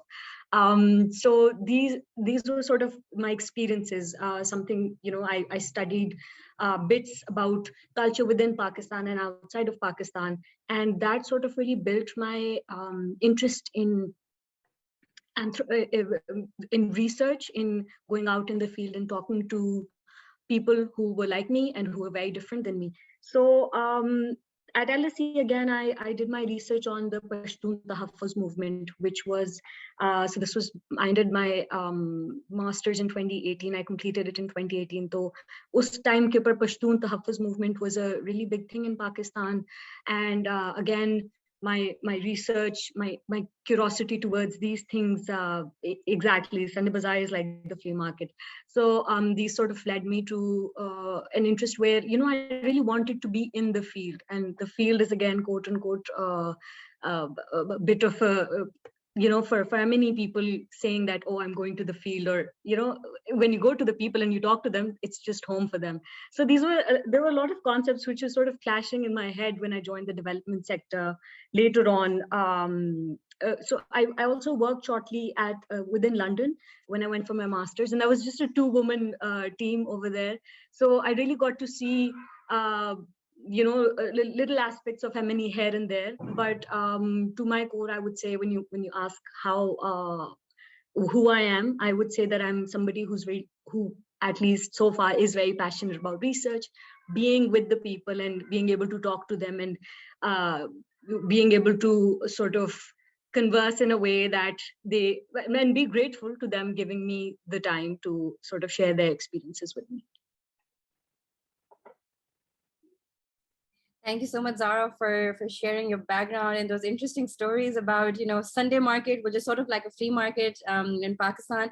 Sells all sort of different things, new, old, branded, unbranded. You can find branded stuff for as little as $1, $2. So, everybody flocks there. But like Zahra said, it's also like a microcosm of the society. You see all sort of different people coming together. You see, it's such a sort of a melting pot of the whole city, or like all different people coming together to get a good bargain, basically. So just moving on, Zahra, you give us a background about what you've done. Also I know that you have worked with RSPN, which is a Rural Support Program Network in Balochistan, and also you currently work with UN Women in Cape in Balochistan. Both of these contexts are very, like I mentioned, from a political standpoint or from a social and cultural standpoint, very complex, very fragile also in terms of security situation, because both of them have been affected due to the Afghan conflict that has been happening for decades, right? So huge refugee populations in these regions, huge cultural issues, huge infrastructure issues, and very complex demographics. Can you tell us more about the projects that you worked on, the programs you worked on, and also while you're doing that, थोड़ा सा हमें बताइएगा कि monitoring and evaluation का इसमें क्या role था? How important do you think is our monitoring activities, our monitoring and evaluation practices in these programs, and especially in the context of Balochistan and KP? Right. Thank you, Sar. So when I joined the development sector back in 2019, ये वाली जो चीजें थी about being within Balochistan. So I think you might have seen a photo of a jellyfish in the previous slide, and then there was a fig, and then there's this fish. So for me, these were the things that sort of, this was a byproduct. to me being in the field, and somebody really had an interesting definition for the field in the comments as well. So my previous experiences in research but were sort of limited to a theoretical point of view. When I actively joined the development sector, I could really see all of this in very practical terms, and there was a little so my university where I went for my master's, they had a little society where they talked about effective altruism. So that again also helped me convert this theoretical thing to a very practical thing. And when I was in, when I joined RSPN, it's such an honor to be, coming and talking to over here right after Kaleem, because he works at the AKRSP, and as we've all been talking about and discussing in the comments as well, it was the mother of RSPs. So RSPN is an umbrella organization which sort of tries to connect this whole network of RSPs within Pakistan. So there's AKRSP, and the organizations that I worked with were Balochistan Rural Support Program and National Rural Support Program. So these were two organizations working within Balochistan. The program that I was working on was called BRACE, and is called BRACE. It's still ongoing, and it was funded by the EU, and it was a program that really focused on rural poverty, well, not alleviation, but graduation. And so it dealt a lot with women. And in that sense, so that was my journey in 2019. And then very recently, I joined the UN Women. So these two photos, I think that you see, the first one, which is outside, is from Khuzdar. So that's lots of women sitting, and we get to talk to them. The second one is lots of women sitting within Quetta. So the first photo is from RSP, my experience with RSP, and then the second one's my experience at the UN Women. What I'm trying to show over here is that so this is within Balochistan. Both these photos are from within Balochistan, and even for rural poverty, I got to interact a lot with women. And similarly for the other project which I joined recently at the UN Women, it was about so strengthening women who had businesses prior to the COVID pandemic, and home-based businesses, and their business was affected because of the pandemic. So we're sort of trying to build up their resilience and strengthen them economically and socially. तो इस हिसाब से ये दोनों projects जो मैंने join किए वो बहुत similar थे. Monitoring का उसके अंदर इस तरह भी similar थे कि बहुत tiers थे monitoring के. So when I was working with the RSPs, there were organizations within which were based within Balochistan, the RSPs जिनके monitoring and evaluation officers were already on the field, and we had to interact with them. Similarly, for Quetta, the second photo where I'm working with the UN, उसके अंदर भी there's tiers of M&E officers, and monitoring for both of these processes was very interesting. There was some very subtle differences as well. For example, RSPN took a very direct and hands-on approach to M&E, where we would be out in the field very actively and sort of filling in these forms or coming up with different new tools. UN Women sort of takes a bit of a well, not laid back, but a little less hands-on approach, where because multiple organizations are involved, so it's a bit more step-by-step process. So I just like to wrap up this particular answer to this particular question with the fact that as an M&E person, I got to really be in the field. I got to visit 11 districts, including Chitral. Somebody mentioned Chitral in the comments earlier. And so that was with SRSP. And, that really, as a monitoring person, I'm sure everybody else can relate to this. This really becomes a part of your entire lived experience and your personality. Now, when the word Balochistan comes up in any conversation within my family or friends, I perk up and I think that, yes, I can absolutely relate, and, tell me more about it. So you sort of build that relationship with the area. I hope, go on, Zahra. Yeah, no, thank you so much for sharing that, Zahra, and lovely insights that you shared.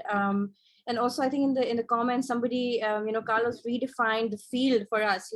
And he says, we're just going to see where people live, right? And I think that's sort of ties in with the topic that we have here, which is indigenous paradigms, how to redefine the Emini space, for these regions, because I think oftentimes a lot of these Emini concepts are very Western in nature, and are very urbanized, right? They're made for urban context. They're made for keeping a certain audience in mind. But when we try to adapt them to very diverse and complex, places like Pakistan, I think we always have to redefine, these paradigms. And I think this is what happens is, what you mentioned, that when you actually went there and you started experiencing what it's like, it was just like, मतलब आप किसी से मिलने जा रहे हैं, आप किसी से बात करने जा रहे हैं, देखने जा रहे हैं वो क्या खाते हैं, वो कहाँ बैठते हैं, वो क्या उड़ते हैं, वो entertainment के लिए क्या करते हैं, so just learning. And like you said, your anthropology background sort of helped you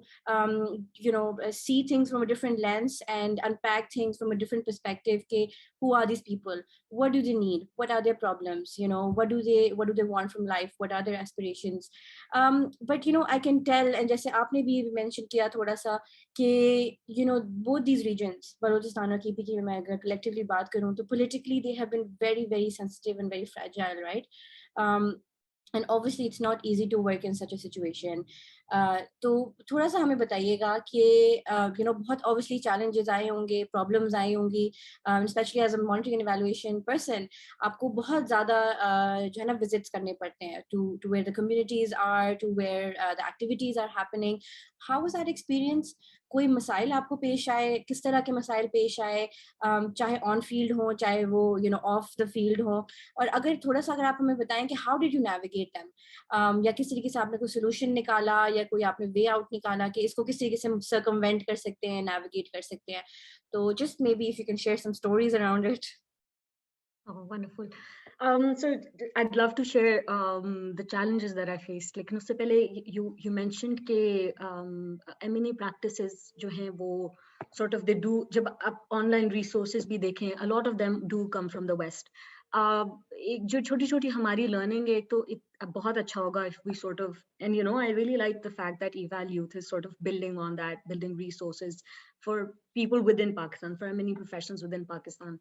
Because career के शुरू में या फिर इस तरह के point के पर काफी anxieties होती हैं कि अच्छा, how do we learn more, how do we help ourselves and our institutions and the people that we're working for, our clients, how do we help them. So एक वो context वाली चीज़ एक बहुत important है, और उस हवाले से एक चीज़ जो छोटी सी चीज़ मैंने सीखी, but which is very important to anything development related within Balochistan and KP, I understand, is बड़ों से इजाजत लेना. जब when we go into the field and we're talking, we decide that we're going to have a big conversation with, and we're going to have to call. So the project that I'm working on right now is with home-based workers. So I can't imagine going into the field, or somebody who's helping me sort of set up a meeting with these home-based workers. I can't imagine doing that without the approval and permission from an elderly woman or an elderly man. So this is something that perhaps in regular monitoring, or something that a resource that you'd see online, that this will not be incorporated in that, and rightly so, because that is not their experience over there. A bit about the challenges that I faced. So the photo jiske andar sirf main khadi hu, the photo where you can just see me in a hut style, under a hut style thing.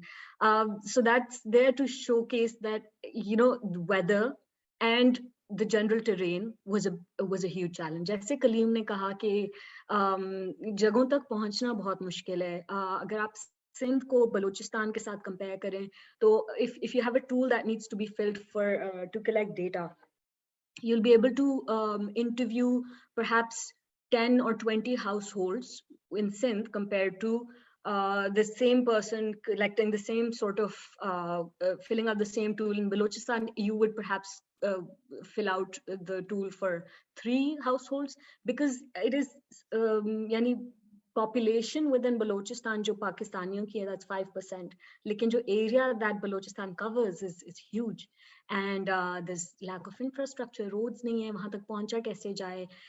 Fuel का हमेशा मसला रहता है कि the organizations working over there, and I understand that this might not be very M&E but more about logistics. But you know, when humans are involved, when you are going to be doing multiple visits, the fuel also becomes a bit of a resource. It's not just human resource, but also other limitations on other resources. So इस तरह की छोटी-छोटी चीजें कि एक घर एक पहाड़ की चोटी पे, there's one house on one hilltop and the other house is on another hilltop, and just to fill out 2 forms you have to go from one hilltop to the other hilltop. So again, like you said, Sarah, it's about context and making sure that we also adjust our little, you know, you talked about overcoming challenges. So it's also, you know, perhaps understanding that the terrain is such which does not allow, it's not humanly possible to be able to collect the same number of the same kind of data or quantitatively. So ek to traveling ka tha. Then there was also the fact that I'm a woman. There were times when I had to refrain from drinking water because I would be traveling for 9 hours straight. So if you travel from Karachi to Gwadar, it's a very long journey, and you know, men can go anywhere, excuse the crass thing, but for women these little things matter. In fact, one of my managers mentioned that he was made painfully aware of the fact, because some women said that, you know, you guys, when we talk about access to public toilets or just access to toilets or little breaks in a journey, men don't think so much about that, but for women that's a very important thing. I in an area where I think this was in Kech in south of Balochistan, in an area where in an area where my colleague and I, woman colleague and I, were actually looking for a toilet. We were a bunch of 4 people. So we walk a little ahead and we meet 2 of our male colleagues, and he's taking a swim in the local pool, sort of a dam thing. And we were just surprised and, you know, looking at him with a lot of envy that in this heat, we're looking for something very basic while he's sort of taken a break from work to sort of enjoy a swim. So these things might seem like a bit of a petty issue, but for traveling, a woman traveling into the rural areas, and for women over there as well, I'm not saying that, and again, perhaps we can talk a little bit about this later on. Gender and M&E is sort of something that needs a lot more attention. And then in the other photo as well, you can see that it's just me with a bunch of men, and I have to acknowledge my privilege here that because I was coming in from Islamabad, from the head office of sorts, they were nice people generally. I'm not saying that they were not well intentioned, but for a woman who is from within the local area, perhaps she wouldn't have that privilege of coming in from the outside. And so, you know, these are little things that we need to be mindful of. Again, language is also something, I know Kaleem also touched on this, but language was also a bit of a challenge. Unfortunately, I do not speak Pashto or Balochi or Brahvi, and that's a big regret, because sometimes if you're going into do some monitoring and another organization is involved, there's always that paranoia that when the other person's translating for you, are they translating it exactly as it should be? So that you know, building that trust also requires some effort. So I think that's how we overcome these challenges. Oh, there were so many, you know, nuances in that conversation, Zahra. But I think this would be a very good point to raise this topic about gender and M&E. And I think it's not petty at all. Ye bilkul chota sa issue nahi hai, but I believe it is a very important issue, and often we not overlook it, but I think it somehow just gets lost in discussions. But I believe that, you know, locally jo hamara context hai Pakistan ka, you know, it's a very patriarchal society. It's a, you know, pidarshahi nizam jise hum kehte hain. To jo hamare socio cultural values hain, jo hamare you know, systems hain, jo hamare infrastructure hai, unfortunately they are very excluding of women, right? And like you know, something very simple as public toilets for women, right? And functioning public toilets for women, not just public toilets, but functioning, which have a proper running water, etc.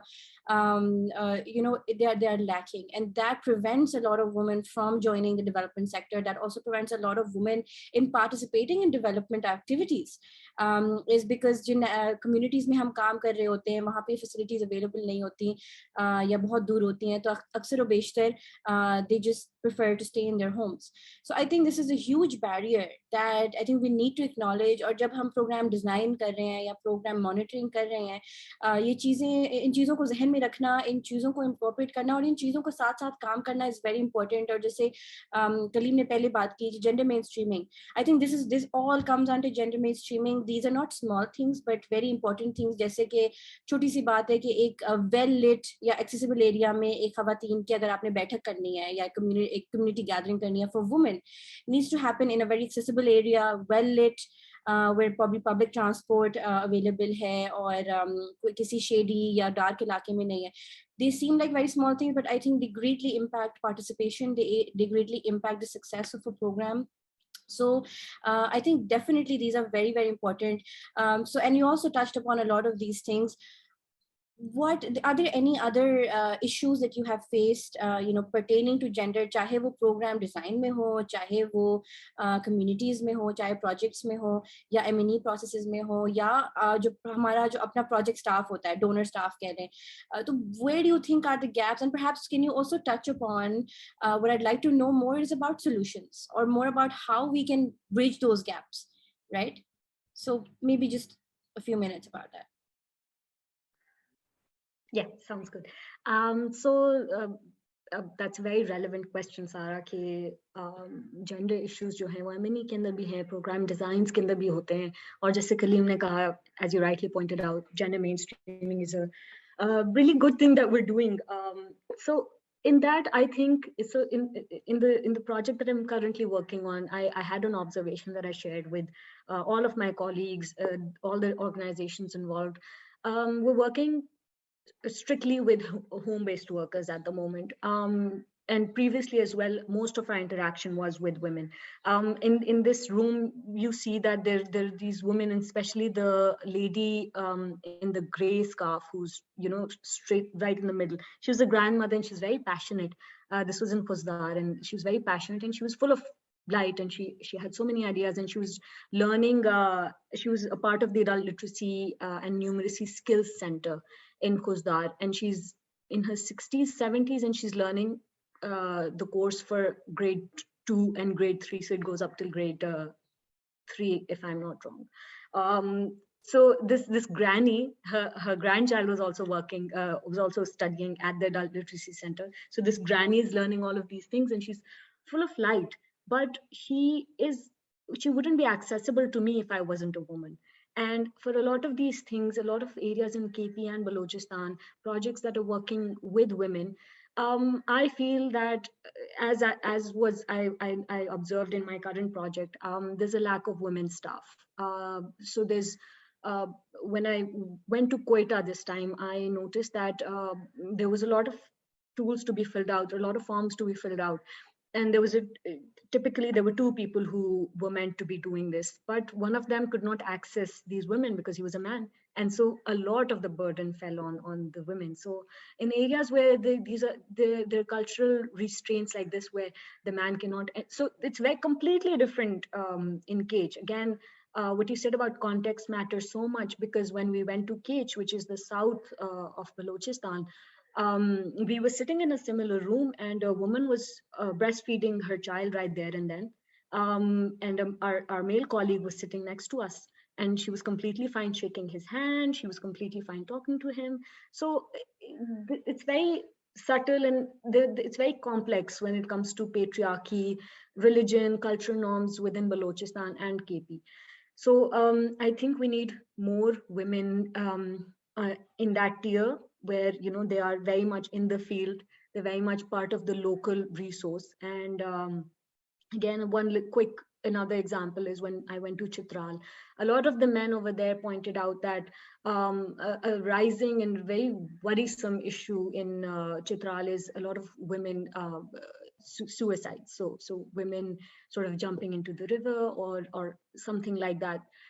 It was very worrisome. But the thing is that if a lot of men and the cultural norms over there are very different from Balochistan. However, if a lot of men are telling us about it, women themselves are not telling us about it, and there's no female MNE officers within that tier.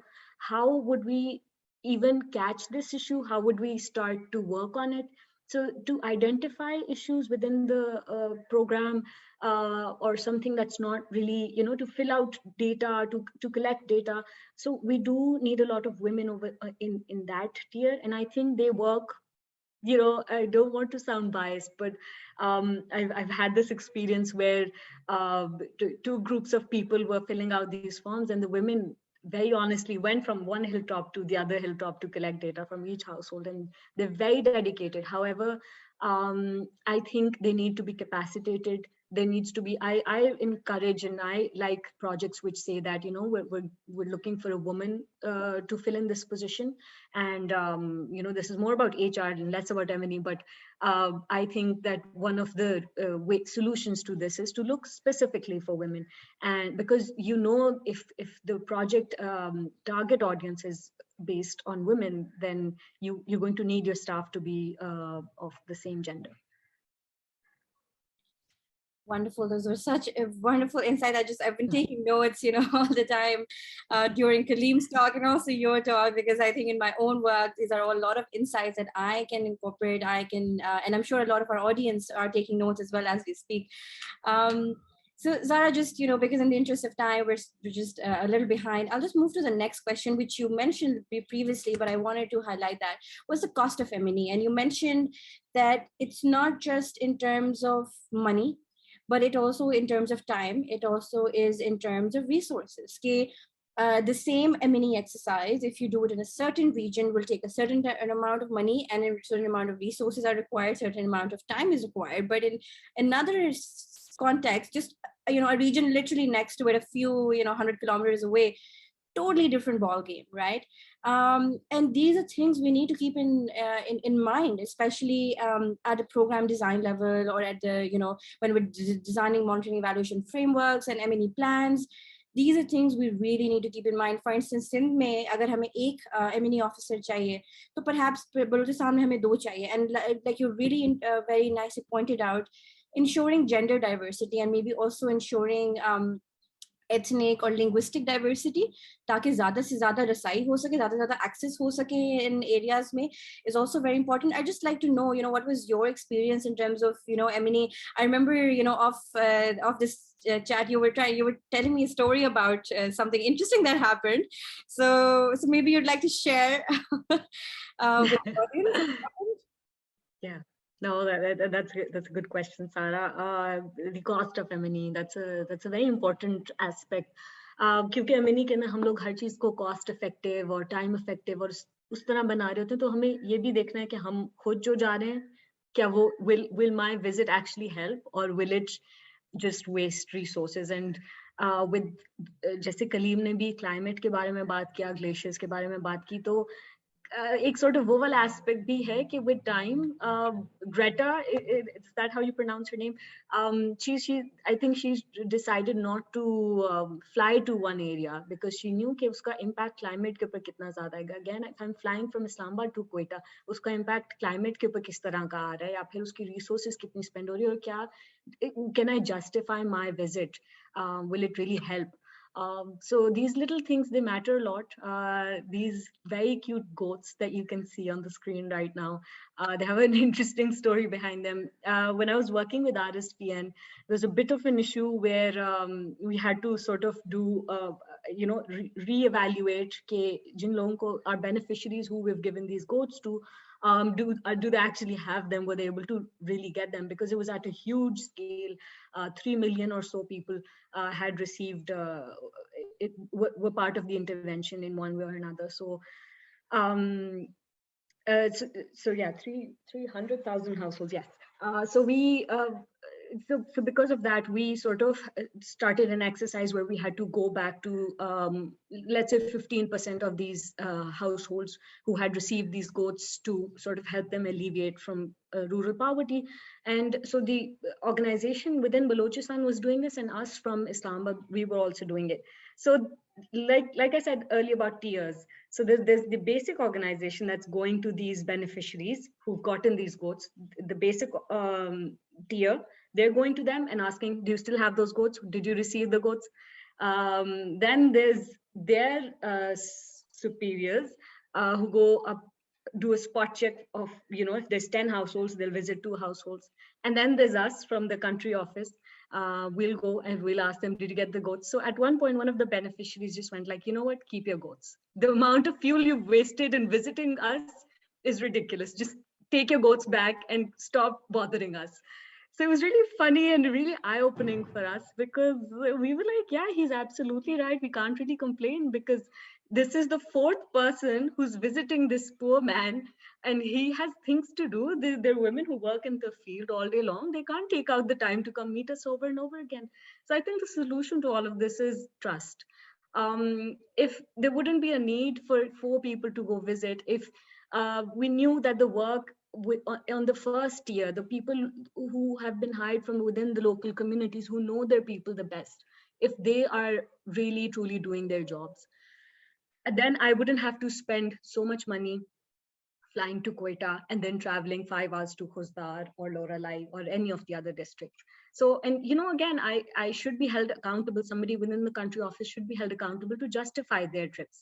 So I think the solution to all of this is capacity building of the first year, and really, again, more women, so that everybody holds each other accountable, and so that beneficiaries don't really have to wake up one day and be like, we're sick of all of you people coming to my house.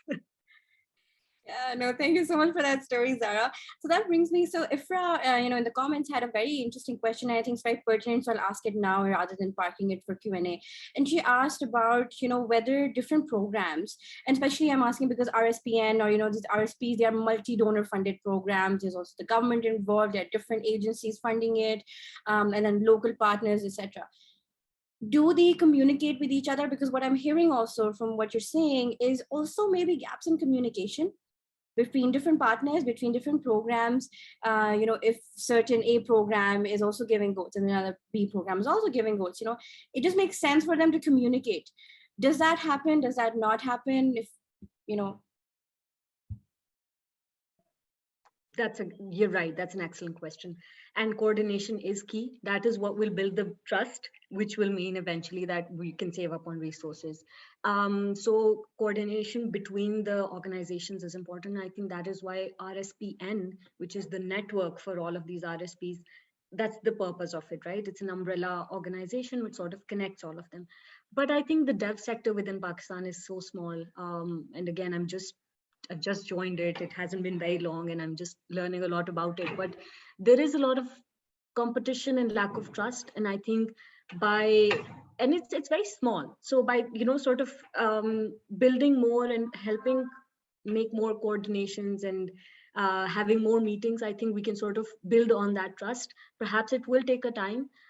It is a time-consuming activity. It will take time, but I think we will eventually be able to get there. That's my nephew who's decided to join us. Sorry.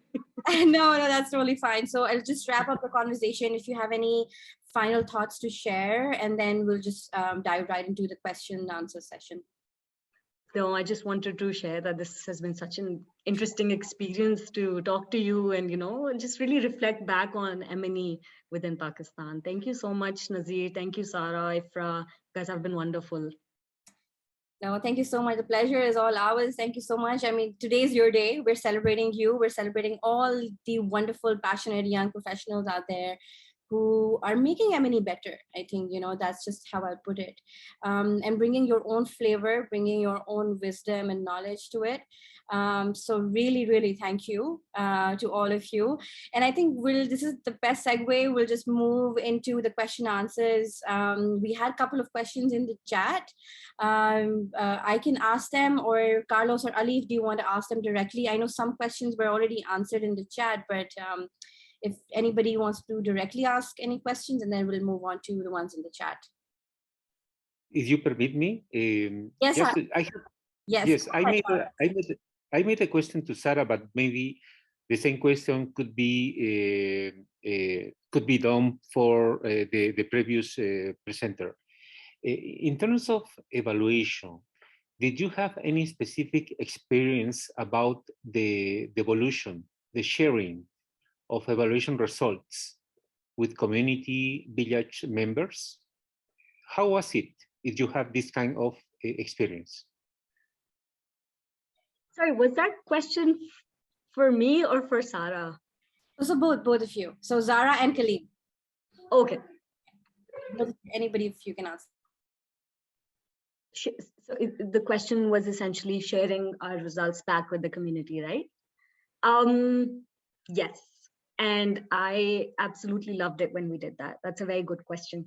We would regularly make these little pamphlets where we would record whatever that specific local community organization, sort of, you can say, a hub of activists within that local area, the achievements that they had made. So we would print those and send them back to the community so they could display it within their offices if they had the space. And secondly, my colleague and I, we sort of initiated this research on adult literacy. So the photo that you saw where I was talking about that granny, we did some research, and it was about adult literacy.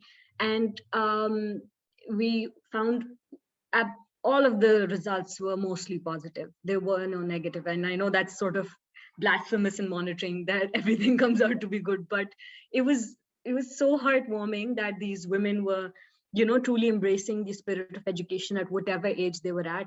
And then we got to invite two of them to Quetta from Kuzdar, so 5 hours away. And they spoke and they were like, this is the first time, this is a 60-year-old woman. She's saying, this is the first time I've visited Quetta. And she got to talk about her experiences in front of a lot of people, and, men, women, men from the government, women from the government as well. So it was such a lovely experience when you share back with the community. It is brilliant, because then that lady went back to her community and she talked a lot about all her experiences. So that was my experience. I'd love to hear Kaleem's as well. Kaleem, अगर आप थोड़ा सा हमें बताएं कि जब आप लोग अपने प्रोग्राम के रिजल्ट्स या अचीवमेंट सक्सेसेस शेयर करते हैं बेनिफिशरीज के साथ, कम्युनिटीज के साथ, उनका क्या रिएक्शन होता है, या कोई वहां से कोई अच्छी स्टोरीज अगर आपके पास हैं तो प्लीज शेयर करें.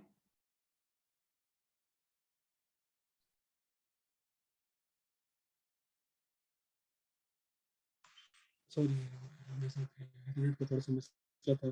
आप मुझे सुन रहे हैं? जी बिल्कुल सुन सकते हैं कलीम, गो अहेड. जी थैंक यू मुझे टाइम देने के लिए. तो जिस तरह इनका क्वेश्चन था कि हम जो है क्या शेयर करते हैं, तो जिस तरह अभी हमने बात की कि सिटी का जो प्रोसेस था, तो उसके दौरान हम जो है कम्युनिटी के पास गए और उनको दोबारा वेरीफाई किया कि क्या मतलब उनके जो मसाइल थे वो क्या हम जो है उस पर काम कर पा रहे हैं, या क्या उनको जो इनकॉर्पोरेट कर रहे हैं या नहीं कर रहे हैं. तो ये काफ़ी अच्छा होता एक्सपीरियंस था कि मतलब दोबारा उनके पास जाएं और उनसे वेरीफाई करें जो हमने जो है फील्ड हमारी लर्निंग्स थी. तो इसके अलावा जो है हम इस तरह के उनको जो ख़वातीन जो हमारी जो इंटरवेंशन से मतलब वो फ़ायदा लेती हैं, तो उनको हम सेलिब्रेट भी करते हैं. तो रिसेंटली अभी आपको पता है कि 8 मार्च जो ख़वातीन का आलमी दिन था, तो उस दौरान जो है हमने सारी जो जितनी भी ख़वातीन थी जिन्होंने कोई हमारे जो मुख्तलिफ जो इंटरवेंशंस थे उनमें उनका कोई किरदार था, अच्छा किरदार था, तो उनको जो है यहाँ पे हमने अपने ऑफिस बुलाया और वहाँ पे میڈیا کو بھی انوالو کیا. یہ شاید آن لائن ہوگا, شاید آپ دیکھ سکتے ہو, تو شاید اگر کوئی انٹرسٹ, اگر آپ مجھے انٹرسٹڈ ہے تو میں لنک بھی شیئر کر دوں گا. تو لوکل جو ہمارا یہاہ پہ آپ کو پتہ ہے کہ ابھی جو فیس بک اور جو الٹرنیٹیو جو میڈیا ہے اس میں اس سے کافی جو ہے نالج کا یہ ایک ڈیموکریٹائزیشن ہے وہ ہو گیا ہے. تو اب اس کے ساتھ جو ہے کافی مطلب جو کام کر رہے ہیں لوگ, اس طرح کے اچھے کام کر رہے ہیں, تو اس کو یہ آگے مطلب میڈیا میں پورٹریٹ بھی ہو رہا ہے. تو فیس بک کے چینلز ہیں مختلف, اور جو یوٹیوب کے چینلز ہیں, جو آپ کو پتہ ہے کہ ابھی جو مین اسٹریم میڈیا ہے اس کے علاوہ ایک دوسرا ایک اس کے ساتھ ہی کھڑا ہو گیا ہے.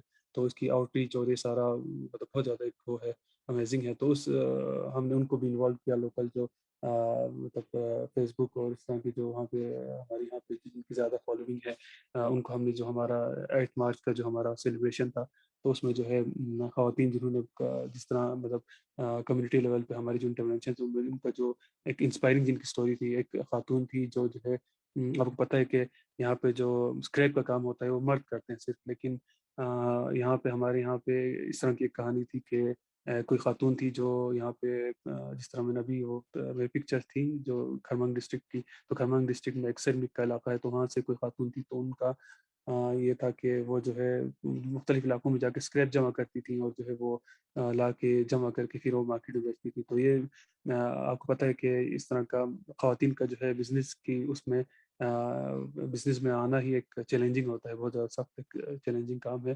تو اس میں جو ہے اسپیشلی کچھ کام ہوتے ہیں جو ہم سمجھتے ہیں کہ مردوں کے لیے ریزروڈ ہوتے ہیں, تو وہ ان کا جو ہے اسکریپ کا جو کام کرنا, اور مطلب لوگ وہ کہتی ہیں کہ آپ کو جس طرح کے جو مطلب تھوڑے سے جو انکنونشنل جو کام کرتے ہیں تو تھوڑا سا ریزسٹنس بھی آپ کو سوسائٹی سے ملتی ہے, لیکن انہوں نے جو ہے وہ کہہ رہی تھی کہ ان کا فیملی کا کافی سپورٹ تھا, تو ان کو کوئی پرواہ نہیں تھی سوسائٹی اگر کچھ کہتی ہے تو پھر جو ہے انہوں نے اس کام کو جاری رکھا. تو ابھی وہ جو ہے ان کا بزنس ہے اور وہ جو ہے اپنے پاؤں پہ ہیں, کھڑی ہیں. تو اس طرح کا جو ہمارے کافی جو اس طرح کے دوسرے انٹرونشنس ہیں بزنس کے حوالے سے ہیں. اچھا خواتین جو سیونگس کرتی ہیں گروپس میں, جو ان کی کمیونٹی آرگنائزیشنس ہیں, ان میں ان کی کافی جو ہے لاکھوں میں جو ان کی سیونگس ہیں. تو یہ ایک مطلب ان کو جو اکنامیکلی امپاور کیا گیا اس طرح کے انوویٹیو آئیڈیاز کے ذریعے. ایک CBSG ایک ہمارا ماڈل ہے جس میں کمیونٹی بیسڈ سیونگ گروپس ہم بناتے ہیں. تو آپ کو پتہ ہے کہ ایکسیس ٹو فائنینس ایک خواتین کے لیے بہت زیادہ ایک ایشو ہے. تو اس موقع میں اس پرسپیکٹیو میں خواتین کو جو ہیلتھ کے حوالے سے یا SRS کے حوالے سے, یا ان کو جو ہے وہ بزنس کرنا چاہیے, یا ایجوکیشن کے حوالے سے, صحت کے حوالے سے یہ بہت زیادہ مسائل ہوتے ہیں آپ کو پتہ ہے. تو جو نیبرہڈ کے جو مختلف جو خواتین کی تنظیمیں ہیں ان میں ایک اسپیشل انٹرسٹ گروپ ایک ایکسپین انٹروڈیوس کروا ہے, جس میں جو ہے خواتین جو ہے سیونگ کرتی ہیں, اور وہ جو ہے اپنے جو دوسرے جو خواتین جن کو ضرورت ہوتی ہے پیسے کی, تو وہ جو ہے وہ دے دیتے ہیں. تو ہمارے یہاں پہ ایسی کئی تنظیمیں ہیں جن کی لاکھوں میں سیونگس ہیں, تو وہ بہت زیادہ ایک سکسیس اسٹوری تھی. تو اس طرح لوگوں کو جو ہے اس طرح کے ایونٹس میں مارچ کا پورا جو ہے ایک ویک ہم نے سیلیبریٹ کیا, جس میں جو ہے ان کو جو ہے یہاں پہ ایونٹ بھی کیا, جس میں ہمارے مختلف جو واک آف لائف میں مثال کے طور پر کوئی پولیس کا ہو گیا, یا آپ کی بیوروکریسی میں جو خواتین جو ہیں ان کو یہاں پہ ان سے وہاں ان کو بلایا, اور وہاں پہ جو ہے ان کو ایز اے گیسٹ اسپیکر بلایا, ان کے ایکسپیرینس شیئر کیے. اور جو کمیونٹی میں جو خواتین جس طرح میں نے ذکر کیا پہلے, جو بزنس کر رہے ہیں, جو سیونگس کر کے جو ہے وہاں پہ ایکسیس ٹو فائنینس اور جو کام اس طرح کے انوویٹیو چیزیں کر رہے ہیں, تو ان سب کو ہم نے سیلیبریٹ کیا. تو یہ ہم جو کام کرتے ہیں وہ جو ہے ایک شو کاز بھی کرتے ہیں, میڈیا کو بھی انوالو کرتے ہیں, اور سارا ایک مطلب مین اسٹریم, تاکہ جو ہے لوگ انسپائر ہوں اس سے, لوگ سنیں اور لوگ جو ہے اس کو اڈاپٹ کریں, اور مطلب ایک اسکیل پہ اس کو لے کے جائیں. تو یہ کافی اس طرح کی بہت زیادہ انسپائرنگ اسٹوریز ہیں. اور یہاں پہ جو کیسپی نے جو کچھ انٹرونشنس کی, اس کے نتیجے میں جو ہے یہاں پہ خاتون جو ہیں ان کو میرے خیال سے پریزیڈنشیل ایوارڈ بھی ملا ہے ان کی سروس کی ریکگنیشن میں. تو کیونکہ وہ ایک بہت زیادہ انسپائرنگ کوئی خاتون تھی, کیونکہ مطلب انہوں نے اپنے بچوں کو پڑھایا, اور سارا کچھ مطلب ایک آپ کو پتہ ہے کہ ہماری سوسائٹی میں میل ڈومیننٹ سوسائٹی ہے, اس میں خواتین کا آگے آنا اور گھر کے کام سنبھالنا اور جو ہے اپنے بچوں کو پڑھانا ایک بہت زیادہ انسپائرنگ اور ایک بہت زیادہ چیلنجنگ کام ہوتا ہے. तो उनने सारा कुछ किया। तो आपको पता है कि इस तरह अगर कोई काम करता है तो उसको शोकाज भी करना ज़रूरी है। तो गवर्नमेंट ने इसको एक्सेप्ट किया और KSP मुख्तलिफ अपने नॉलेज प्रोडक्ट्स के ज़रिए इसको इन चीज़ों को जो है डॉक्यूमेंट भी करता है और डिसमिनेट भी करता है। तो ये कुछ मेरे ख्याल से रिसेंट हमारी जो मतलब रिसेंटली हमने किया। तो हम मतलब ये प्रैक्टिस हमारे यहाँ है कि हम जो है हमारी जो सक्सेस स्टोरीज हैं हम शेयर करते हैं। So much, Kaleem, for sharing that. And जी जी आपने मजे की बात की. And I think what I'm hearing from you is obviously हम जब share करते हैं results with the community, we sometimes get a mixed response. Sometimes it's very positive, sometimes it's negative, sometimes it is both positive and negative from some parts of the community. But I think what you also mentioned before is that it's an evolutionary process. It happens over time. Acceptability जो है उसकी वो थोड़े थोड़े अरसे बाद ही obviously acceptability बढ़ती है. And I think जो मेरा एक in my few years of practice in M&E, what I have experienced and what my motto is or my mantra is, I focus on progress instead of perfection. Perfection kabhi bhi nahi aapko milegi. You cannot make everybody happy, but always strive for progress. It should be better than your today, or tomorrow should be better than yesterday. And I think that's what we should also strive for, is making those small social changes, no matter how big or small they are, but as long as you're moving forward in a positive direction. And like you said, social change is a long process. It takes a long time. So we have to be patient. और कभी-कभी कुछ लोग resist भी करते हैं, कभी कुछ लोगों को पसंद नहीं भी आती चीजें. But like you said, that woman was so passionate कि I don't care. I am doing it for my family. I'm doing it for myself. I'm happy. I'm self-sufficient. And that is what matters. You change the mindset of one person, and they change the mindset of their family, and they in turn change the mindset of the larger community over time. So thank you so much, everyone. I'm so sorry we can't take more questions. We're over time, but you can always email the questions to us, or inbox the questions to us. We can ask these speakers if you want to connect with them. We can also do that. If you want to strike collaborations with Zahra or Kaleem, they're always there. They would love that. So please feel free to do that. And just before concluding the session, I'd just like to share that our membership is open. So if you know any young and emerging evaluators in your own organizations in Pakistan that you'd like to be part of EvalYouth Pakistan, please share this form link with them. We will also put the link in the chat box so that you can share. It is also available on our social media platforms. You can always email us, not a problem. So yeah, thank you so much, everyone. If you can just request everybody to just, a huge round of applause for our speakers, because they have been amazing. They were very nervous, but I think they were just super amazing. So if you can just have a round of applause for both of them. All right, thank you. Thank you so much. So just summarizing today's session, some wonderful insights that came today. The first thing we talked about was contextualization. We need to contextualize things. We need to contextualize our programs to the local realities. And I think in doing that, one of the key methods, one of the key things you can do is bring in local staff, bring in local people that have the local knowledge, that have the indigenous knowledge that we're talking about, that have understanding of the local practices, the indigenous practices, and they will bring about that change. They will bring about that adaptation in M&E that is needed for a successful program. And that is needed for long-term impact. And like, one of our speakers rightly pointed out, we need more women in M&E. We just need to have more women in M&E because more than half of, around half our population is women, but we're not able to access them.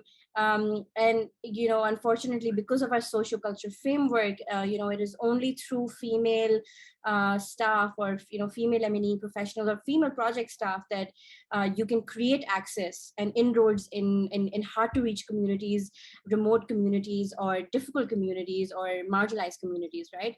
And diversity and inclusion, not just having diversity inclusion as on your website, but also practicing it in reality, ensuring that we have diverse staff members, we have, and we work towards their inclusion. That is very, very important. Because then they themselves, they in their own capacities bring in that wealth of knowledge and, that rich diversity, tapestry of knowledge that can be so beneficial to the programs. And I think, an overarching theme was also, building trust. It's all about building trust with the communities. And it's the heart and the foundation of everything that we do. Until we build trust with these communities, we cannot work efficiently. We cannot work towards our objective. We cannot have impactful programs. Then we will just be doing programs for the sake of it, but not really impacting communities and creating social change in the long run. So building trust, very, very essential. And again, going back to what I said, having more women, having more local staff is our very excellent ways of building that trust, and very quick and efficient ways, I would say. And I think lastly, what the broad-based theme of our topic was also, Indigenous paradigms in evaluation. And I think what I sort of, what everything, just putting everything in a nutshell or a crux was that, our development programs should all be about putting power back in the hands of the community, and sort of facilitating them and steering the course of social change, the journey of social change, and putting the steering wheel in their own hands so that they can drive it. And that's very, very important. And that can only happen when we have more Indigenous voices, when we have more Indigenous knowledge in our programming. And like I said, that, a main method of doing that, again, if you do a log frame, is that the main activity is you have more local staff and you have more women in M&E, because and you have more marginalized voices as well, because they bring in that different perspective. They bring in, that different knowledge bank. And that obviously, it helps grow and sustain development and social change programs. So thank you so much, everyone, for joining us. If you liked this session, please do let us know so that we can continue having them. This was a pilot thing for us. But if you want to hear more stories from Pakistan, let us know so that we can make it into like a quarterly speaker series where, we'll have more young professionals coming in, sharing their stories, sharing their learnings. And we're, inshallah, in the future, we're also hoping to document all of this in the form of a blog or in the form of, short videos, etc., so that we also have all this knowledge bank somewhere for our new M&E professionals who are just joining the field, and creating that mentorship space, creating that capacity building space. So thank you so much, everyone, for joining. We loved having all of you from all different corners of the world, and have a lovely rest of the day, and stay in touch with us. Thank you so much.